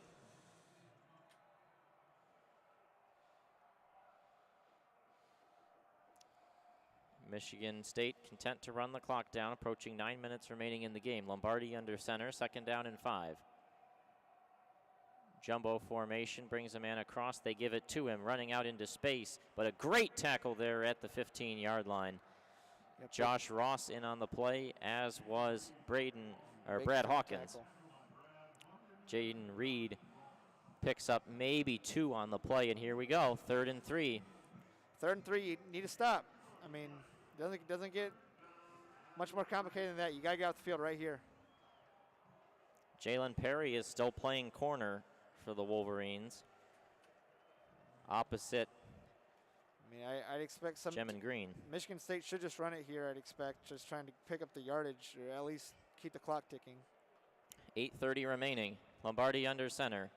He is going to do a play action. Pressure comes right in his face, lofts it up in the vicinity of a receiver who makes the catch at the 33-yard line. That was tight coverage, and Gem and Green runs straight to the officials. I don't know what he was looking for there. Lombardi was getting thunked. He had a man right in his face, and he just kind of lofts it up. I mean, you have to make a play on that football. Like, if you're Gem and Green is screaming at the referees. I think he was arguing he got pushed off by Jaden Reed. But now Michigan State gets out of the shadow of their own goal line. They get a 1st down. Play action, Lombardi, time to throw. Gonna try to punt it down the sidelines. Got a man down there. They both fall down, and the ball drops harmlessly.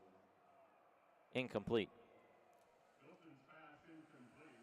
Lombardi now 11 for 26 through the air, but he's got 231 yards on 11 completions.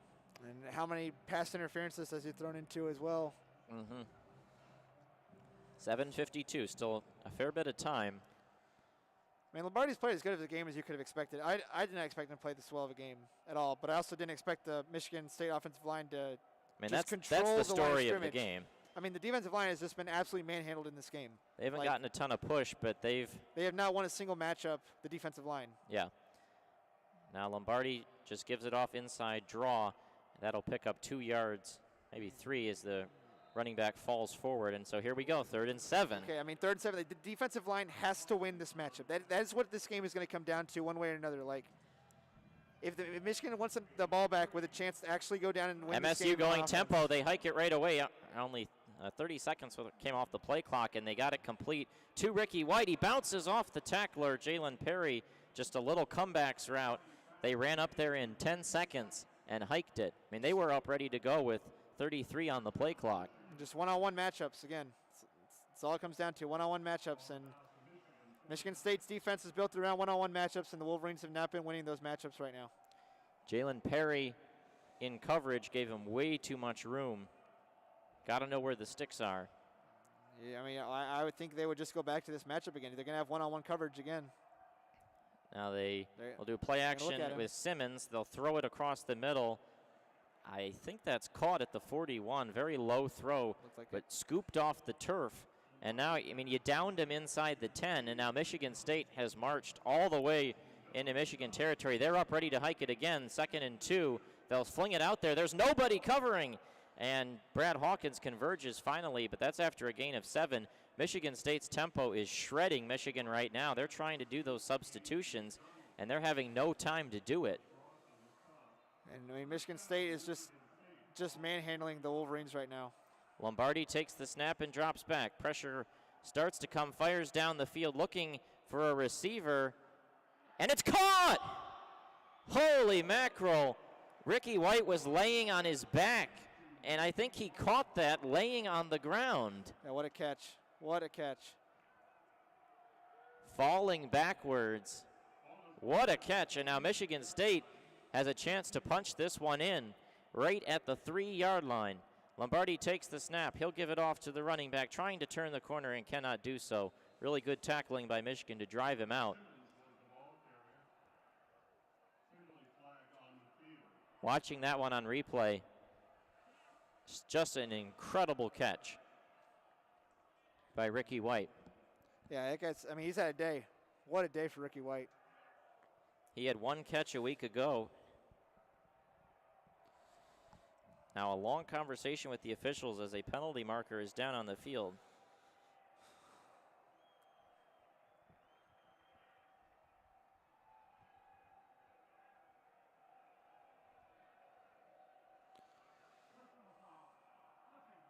Oh, and a personal foul clipping on Michigan State. That'll back him up 15 yards. A crushing penalty by Michigan State. And that's a big penalty, but I mean, Michigan State, it doesn't, truthfully right now on this drive, it doesn't look like it will matter. They've controlled the clock right now, ticked off another 3 minutes. They're still in the red zone where they have a kicker that's good enough to make a field goal. And on top of that, they're moving the ball at will right now. So yeah, it's still going to come down to what we said all drive: one-on-one matchups. And Michigan has to win a one-on-one matchup, and they haven't done that so far very often, even in this game. 1st and goal from the 18-yard line. Lombardi under center. Man comes across the formation. Give it off to the running back Hayward. He surges forward for about 4 or 5 yards. And Michigan State continues to run the clock down. It'll be just shy of 5 minutes remaining when they snap this next ball.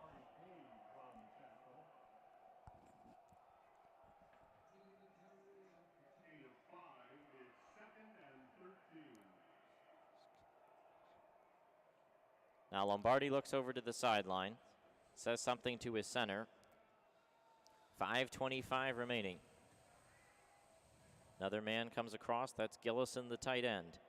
Lombardi takes the snap, drops back to pass. Pressure comes right up the gut, drops it off underneath for Hayward. He's at the 10, he's at the 5. Hayward cuts it back. He's in! Touchdown, Michigan State. It's a great play call. Really good play call. Great play call. I mean, they get Michigan to sell out on a blitz finally and just time it up. Well, the linemen all got off their blocks, and the Michigan rushers had no idea what was going on there. And now 438 yards of offense for the Spartans, and they're about to take a 10-point lead with 5 minutes to go.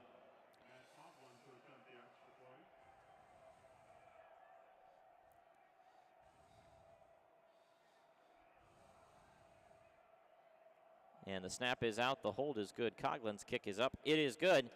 So Michigan now has 5 minutes to change the trajectory of the season.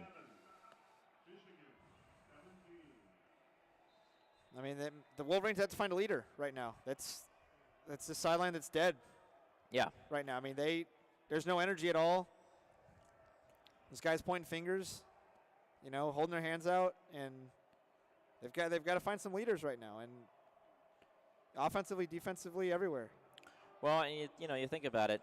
If you look around the trajectory of the Big Ten, I mean, the two results last week that had really led to the expectation of this being a blowout for Michigan was Michigan thumping Minnesota. Minnesota may just be awful after the way they lost last night. Game? Yeah, you watched last game? And, Michigan State, they were the better team than Rutgers. They turned the ball over 7 times, and they lost the football game. They outgained Rutgers substantially, but just killed themselves repeatedly.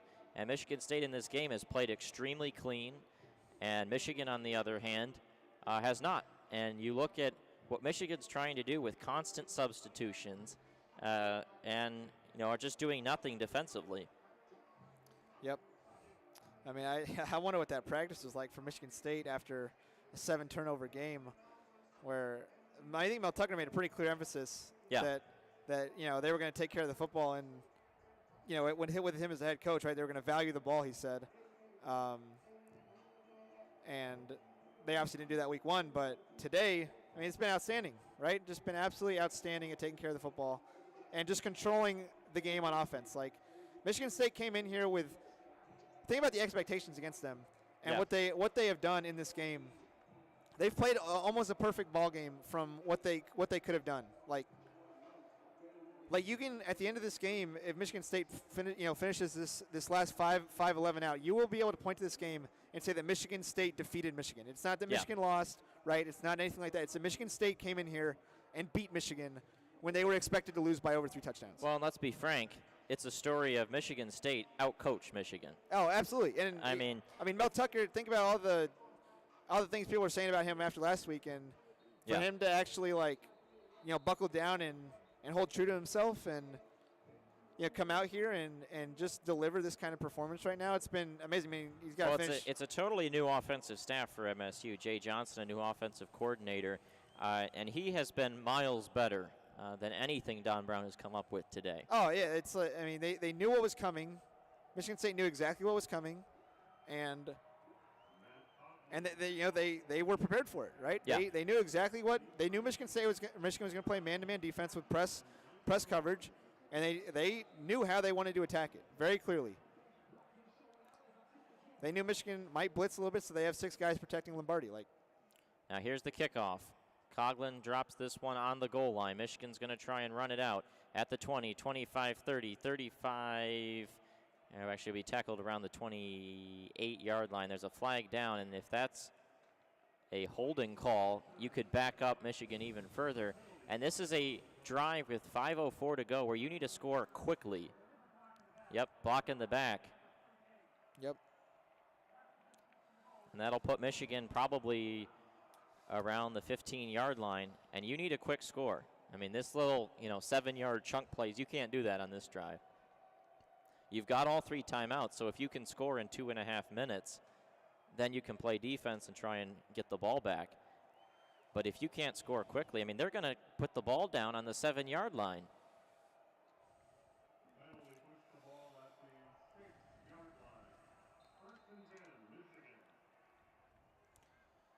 Now Milton will take the snap and drop back to pass. He waits, fires over the middle, got it complete to Ronnie Bell. He needs a blocker to turn the edge. He does that, and he'll go out of bounds at the 20. That's a big first pickup for Ronnie Bell. And you have to hurry up if you're Michigan. Got to score quick. I'd say almost, I think you need to score before 3:45. Well, that's only about a minute from now. Milton comes up to the line. He motions Evans to his right, claps his hands twice, takes the snap. Milton drops back, fires over the middle, tipped off a Michigan State hand and incomplete. I mean, that should have been probably should have been intercepted. It should have been intercepted for sure, and it could have probably gone back, depending on how fast Milton or Evans could get to him after that interception. But yeah, tipped off the hands of Shakur Brown over the middle. Really good job leaping up there, getting his hands on the football.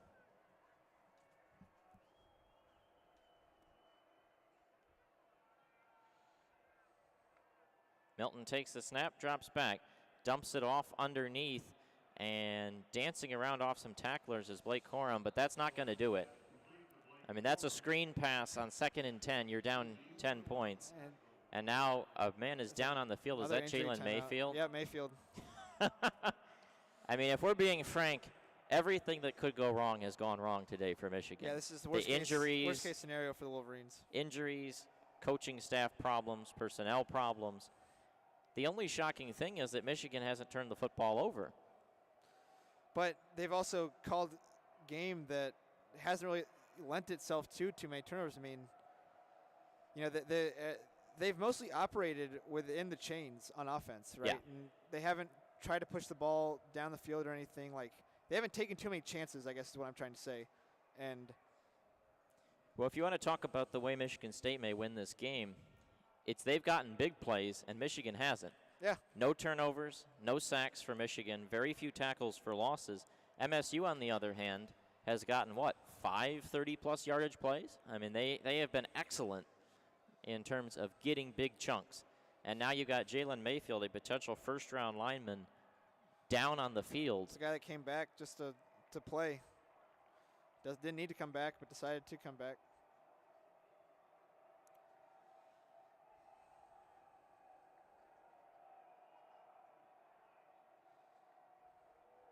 And, you know, for Joe Milton, this is when he's just got to take over in the huddle. Just say whatever he needs to say and get those guys ready to go, because he seems to be the guy that's the leader on this team based off the personal accounts. And I think it's up to him to take this team from here. Well, you think about Michigan, too. They wanted to control the line of scrimmage offensively and defensively, and they haven't done either. They haven't gotten substantial push on the offensive line. That has struggled them in between the tackles, but that's not unexpected given MSU's strengths. But, you know, again, if we go back to the defense, the fact Michigan hasn't touched Rocky Lombardi is really the story of the football game. Oh, yeah. I mean, other than his runs, have they hit him? Like, they haven't knocked him down? I think they did once on the flea flicker. Okay. And that's where, you get a couple extra seconds there. But, I mean, you're right. They have not touched him. But you look at this right here. I mean, you're down now 3rd and 6 on the 24-yard line. You've got to throw the ball down the field. Not a slant, not a screen. You have to throw it down the field, or else you're not trying to win the football game. Yeah, and I just don't know if Michigan has the personnel to do that. Yeah.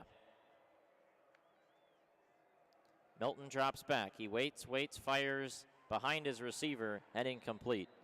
And, I mean, you can't punt here. No, you have to go for it. And in all likelihood, this is the football game right here, 4th down.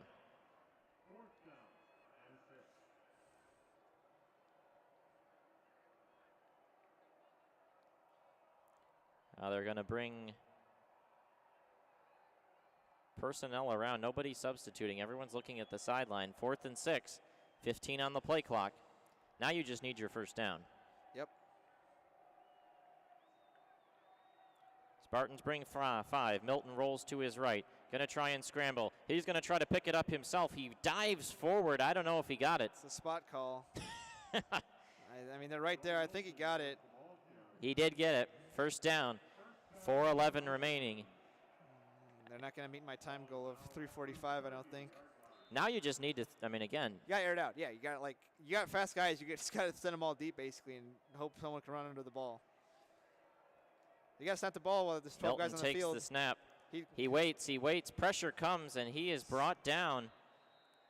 And sacked, but there's flag. They'll get the 5 yards for 12 men on the field. But it's 12 men. You got to throw the football. And it's a waste of time, too. And you're right. You just have to take a shot, knowing that that's why you snap the ball. Like, they were hurrying up to snap the ball with 12 guys on the field.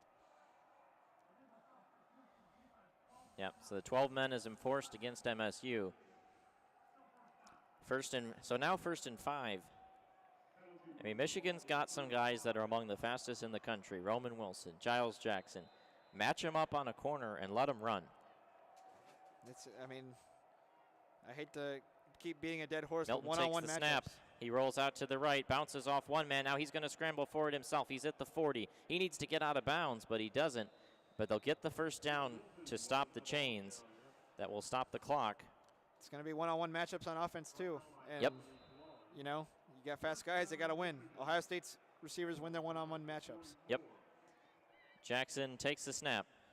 4-man rush. Waits. fires in Charbonnet's direction, but it's incomplete. That's a good thing for Michigan.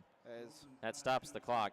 But, you know, Milton's standing there for 5 seconds. He's got to throw it down the field. And I mean, if you get intercepted, what's what's been the the talking point for Joe Milton for the last 2 years when he's been on the sideline is, oh, he can throw it 75 yards, right? Yeah. Like effortlessly. I mean, where is it? It's time to whip that toy out, Yeah. right? It's just, you're facing down destruction here, trailing by 10 with 3:26 to go. I mean, this is going to be a reaction from the fans unlike anything we've ever seen, I think. And there's a little out route to Nick Eubanks. He gets driven backwards. The clock doesn't stop. Forward progress, yep. I mean, that ball can't go there.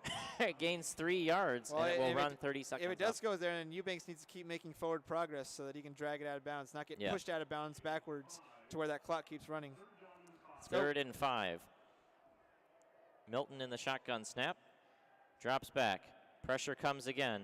Fires, got a man complete over the middle. That'll be a first down, and the clock will stop to reset the chains. 2:55. Looks like Charbonnet on the catch. Now you got to run up there and throw the ball. Yeah, I've got a first down, so it buys you a couple seconds, but you got to go. You got to go. This play's got to be in. Clock is running. 2:50 remaining.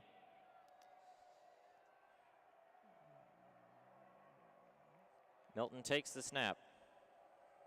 He waits, he fires. Got a man complete, Roman Wilson. And that'll get him 4 yards and tackled inbounds. Michigan State's going to let that happen all day, right? They're in no hurry. They're up by 10 points, right? They don't care if they don't even care if Michigan scores right here. I mean, Joe Milton's got to know that the football has to be to the sideline. And then Michigan can't waste a timeout here because they need to save a timeout for if they score. They're down to 2:20 remaining. Milton takes the snap, drops back. He's going to step up, try to scramble for it. He'll get the first down and more to the 30. Clock will stop to reset the chains, but Michigan's got all 3 timeouts, so even if they score with 90 seconds remaining, they can use all 3, but they won't have a lot of time after that. At the same time, I mean, how much confidence would you have in a 3-down stop, I guess? And now the clock is rolling. They are trying to get their personnel set up. 2 minutes exactly. Well, Michigan subs, and it lets Michigan State sub as Milton well. takes the snap. He waits. He fires another 5-yard pass over the middle, tackled inbounds. I mean, this is a situation where it's a quarterback who clearly doesn't understand the situation. Well, and it just doesn't look like they've drilled this situation before. Like, there's no, I mean, I understand if you want to go short, but then it needs to be 5-yard out routes or 5-yard stop routes on the sideline. Milton takes the snap. He waits. He fires. It's the exact same thing again. This time they'll get the clock stopped. They're content with that. Michigan State is content with that. Clock stops to reset the chains. They're up to the 17-yard line. But flags are down, I think 12 men on MSU. Yep. Well, so that'll stop the clock. Never mind. Penalty is declined. Clock stopped. 1:29 remaining. Now the clock is running. Milton takes the snap. He waits. He waits. He waits. He's going to try to roll out to the right, and he's going to be tackled inbounds. He's just running you to can't do that. He's running to a side that has no receivers, so therefore there's no blockers out there. No one occupying a linebacker, safety, whatever it is out there on that side either. Now so you're down to just 67 seconds. Yep. You're going to have to onside kick this if you score a touchdown. Yep, I agree. Milton waits, fires to the end zone. Got a man there. Ronnie Bell went through his hands, probably a little too high.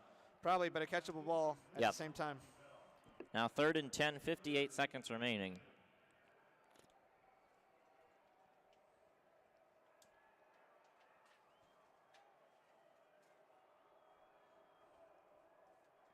I mean, this is an offensive group that does not look like they have practiced this at all. No, there is very little flow right now, and I mean, it is hard to say that this might have been the best offensive drive, though, one of the best of the day. Milton drops back, fires over the middle, got a man complete. That's Cornelius Johnson. He's going to get the first down. He's rumbling towards the goal line. He'll be tackled 2 yards short. 49 seconds remaining. Michigan's going to run up there, and they got to get a playoff. Milton is set, takes the snap. He will give it off to Evans, and he's tackled inbounds. And Michigan's got to just use a timeout here. You're just going to have to come down to the onside kick, but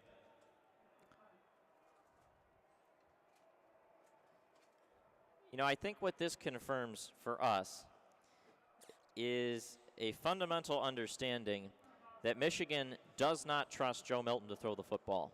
more than 10 yards. No, they don't. Because if you trusted him, this would be the time to do it. Yep. And, I had thought about it maybe a little bit before the year started, maybe last week as well, where, you don't, like I said, you don't have the receivers to be an attacking vertical team necessarily, right? You don't have big guys. You have quick guys that if you just get the ball to them should be able to make plays. But, I mean, you're right. At Yes, this point, it's a wildcat. Hassan Haskins is on the field. He takes the snap, and he'll walk into the end zone. A Michigan touchdown. 37 seconds remaining. Not a lot of resistance from Michigan State there. I don't think they were necessarily too worried about it. But no, I mean, you're right. There has just been no emphasis on any sort of downfield throw. I mean, seriously, the farthest throw we've seen has probably been 15 yards. Yeah. Right? I mean, like a deep out or something.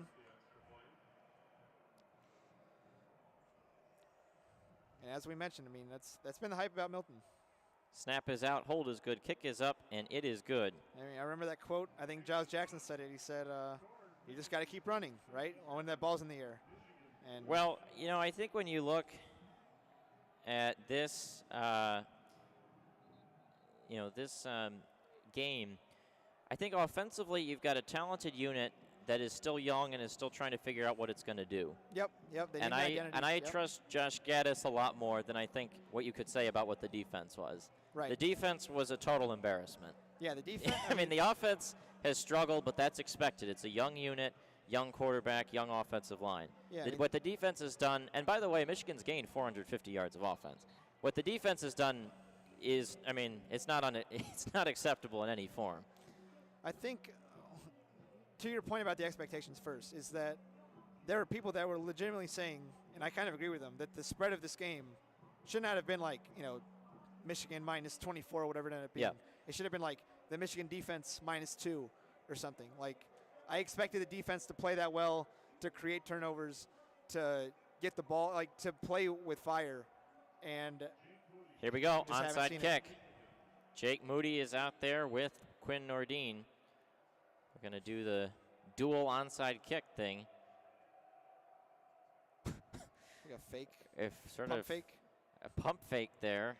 Now they didn't do it yet. Now is Nordine going to be the one to do it? Now guys are running out wide. I don't know what in the world's going on right now. A lot of pre-snap motion. Now Moody will do it. Roll it up, and it bounces into the hands of the Spartans. So Michigan will have 3 timeouts, but here's the problem. Let's say you get 3 stops, you use 3 timeouts. There will probably be 20 seconds remaining. Is it just 2 timeouts, right? Is it 2 timeouts? They called one at the. I thought they did too, but the scoreboard hasn't been updated. And if it is only 2, then Michigan State can just kneel it down. Right, this game's over, right? That's kind of a big mistake to have on the scoreboard. Yeah, the broadcast as okay, well. Yep, good. 2 timeouts, so, yep. Yeah, I mean, this game's over, right? Yep.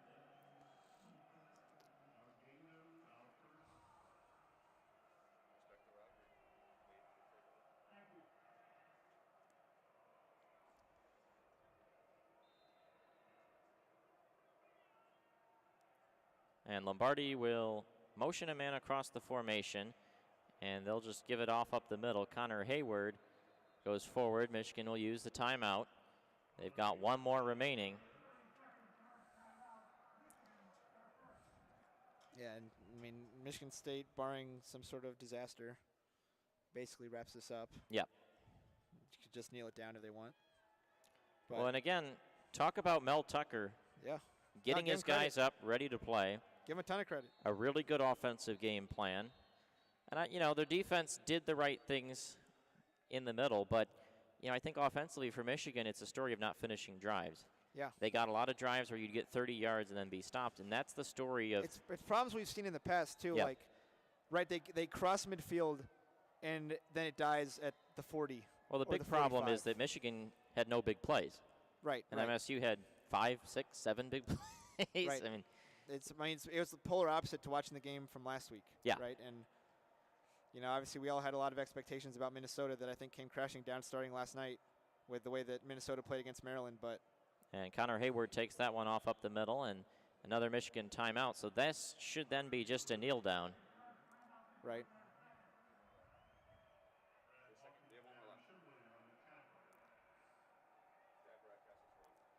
And they're going to give. I mean, I'm very confused on the timeout situation. I guess the official just said second charge timeout to Michigan, but I was pretty sure they already used one.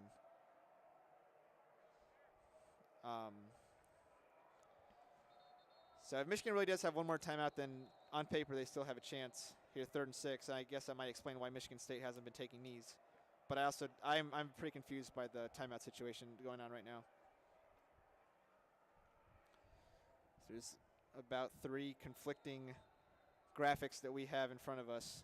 One on the scoreboard, one on the stat broadcast, and then one on the Fox broadcast. So someone's wrong somewhere. Well, if Jim Harbaugh calls a timeout and he doesn't get a technical foul like Chris Webber, then we'll know what's real. They give it off to Connor Hayward. He's rumbling towards the first down marker, but he's short. Harbaugh uses a timeout, so indeed they did have 3 timeouts. Unreal. What's going on? Well, give credit to Michigan Stadium. They were the ones who had it right. Stat Broadcast and Fox Sports are fools. Yeah, I mean, I was a fool too. I thought they called it after the Evans run. I thought they did too. But then when it said nothing on the scoreboard, that's when I went with, okay, that's. I mean, somehow the clock stopped on that Evans run. Yeah, I don't know how it stopped. I don't know why it stopped, and they were doing the timeout signal. Well, Michigan, in all likelihood, is going to end this game with more yards than Michigan State. But penalties are a big part of it. Yep, about 20-yard differential, and yep. But 5 more, and I think that number might have been more indicative for this one. And those were big penalties too. Remember the weird penalty on McGrone, right? Giving a first down, the constant pass interferences. I think the time of possession is interesting. It's not what I expected it to be. 33 minutes to 25. Yeah, and so Michigan State, 23 seconds remaining. They're going for it. Have to, yeah. Why not? Why would you not? But if they don't get it, the clock will stop to change hands because it's a 4th down. 5 seconds remaining, and Mel Tucker's actually going to use a timeout. I would just pin them deep. I mean, Michigan's shown no ability to throw the football deep. If you don't get it, at least they could try a Hail Mary. If you run your kicker or your punter out there, you pooch it down at the 10-yard line, Michigan's not scoring. They haven't shown any ability. I mean, that's fair. I think you're at the area of the field where it probably doesn't matter. I mean, you know, if you go for it and you get it, obviously it's completely over. But then, you know, if you don't make it right here, you're at the, you know, Michigan would get the ball at basically their own 36, maybe 37 or something like that. But that's, I mean, that's where they would be on the field. I mean, if you kick it and it goes in the end zone, right, what is that, like it's basically a 10-yard difference, essentially. Like, I mean, if I was calling the game, I would just go for it here just to see what would happen. But they are going to try and run it. They're in a position where I think they could do either or.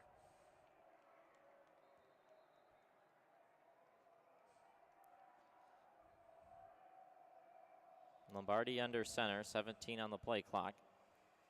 4th and 2, going to try to sneak it. I think he got it. That should be it for Michigan State.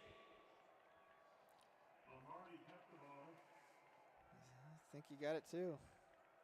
It looks like Yep, it. And that'll do it. Down. Michigan State's going to win the game 27-24. And I have to say, you know, having watched Michigan now, this will be 3-3 against Michigan State in 6 years under Jim Harbaugh. I think this is the only game that Michigan State was the better team. When you go back to that one in the rain, 5, you know, turnovers, you go back to the 1 in 15 with the fumble with the snap. Michigan State was the better team today. They were the better football team. No doubt about it. Michigan State. there's no question about that. I mean, you can point to the yardage or the time of possession if you want, whatever, you know, whatever. But I think a lot of that came on you know, a last drive that Michigan had. Yeah. That they basically had to go the length of the field, and they did successfully score a touchdown. Right. So there's a lot of yards there, a lot of time that they took there that we talked about too. But no, Michigan State, like we've said all broadcasts, that they dictated what went on in this game. I mean, you know, on defense, they got the stops they needed when they needed to get them, right? Michigan might have converted a few third downs, but that was the thing. Michigan State kept forcing 3rd and 8s, 3rd and 7, 3rd and 9, whatever it may be. They kept forcing those third downs, and you put a young offense in those situations, right, then you're going to be successful. They forced them into a position where they're down by 10, and they have to get the ball down the field, and Michigan's going to do these dink and dunk plays. They're going to say, okay, fine, we'll give that up and allow you to do that. Well, this was really, I mean, Michigan really showcased that they're running the Kirby Smart offense. And this is the 6 yards and nothing else. Yep. And that's the story of this game. Michigan State deserved to win it, and they did win it. Yep, and then, I mean, offensively, it's just night and day from what we saw last week, right? Yeah. Against Rutgers. Just a completely different game that Michigan State played. And, I mean, yeah, I was a Mel Tucker doubter. I'll be the first to admit it, but he absolutely delivered the biggest game that comes with being the Michigan State head coach. Yeah. And with no offseason to prepare with those guys, right? You know, threat of a canceled season, all the COVID issues that have been in play. I mean, just every sort of limitation, and that's the guy across the sideline that got it done. Yeah. Well, that does it. Our score, Michigan State 27, Michigan 24. Spartans move to 1-1. Michigan drops to 1-1. Our next coverage will be in a couple weeks against Wisconsin, maybe. We'll see what Wisconsin has with the coronavirus. But until then, we will see you later. For Jack Molino, Lucas Vargas, I'm Alex Drain saying good night and go blue.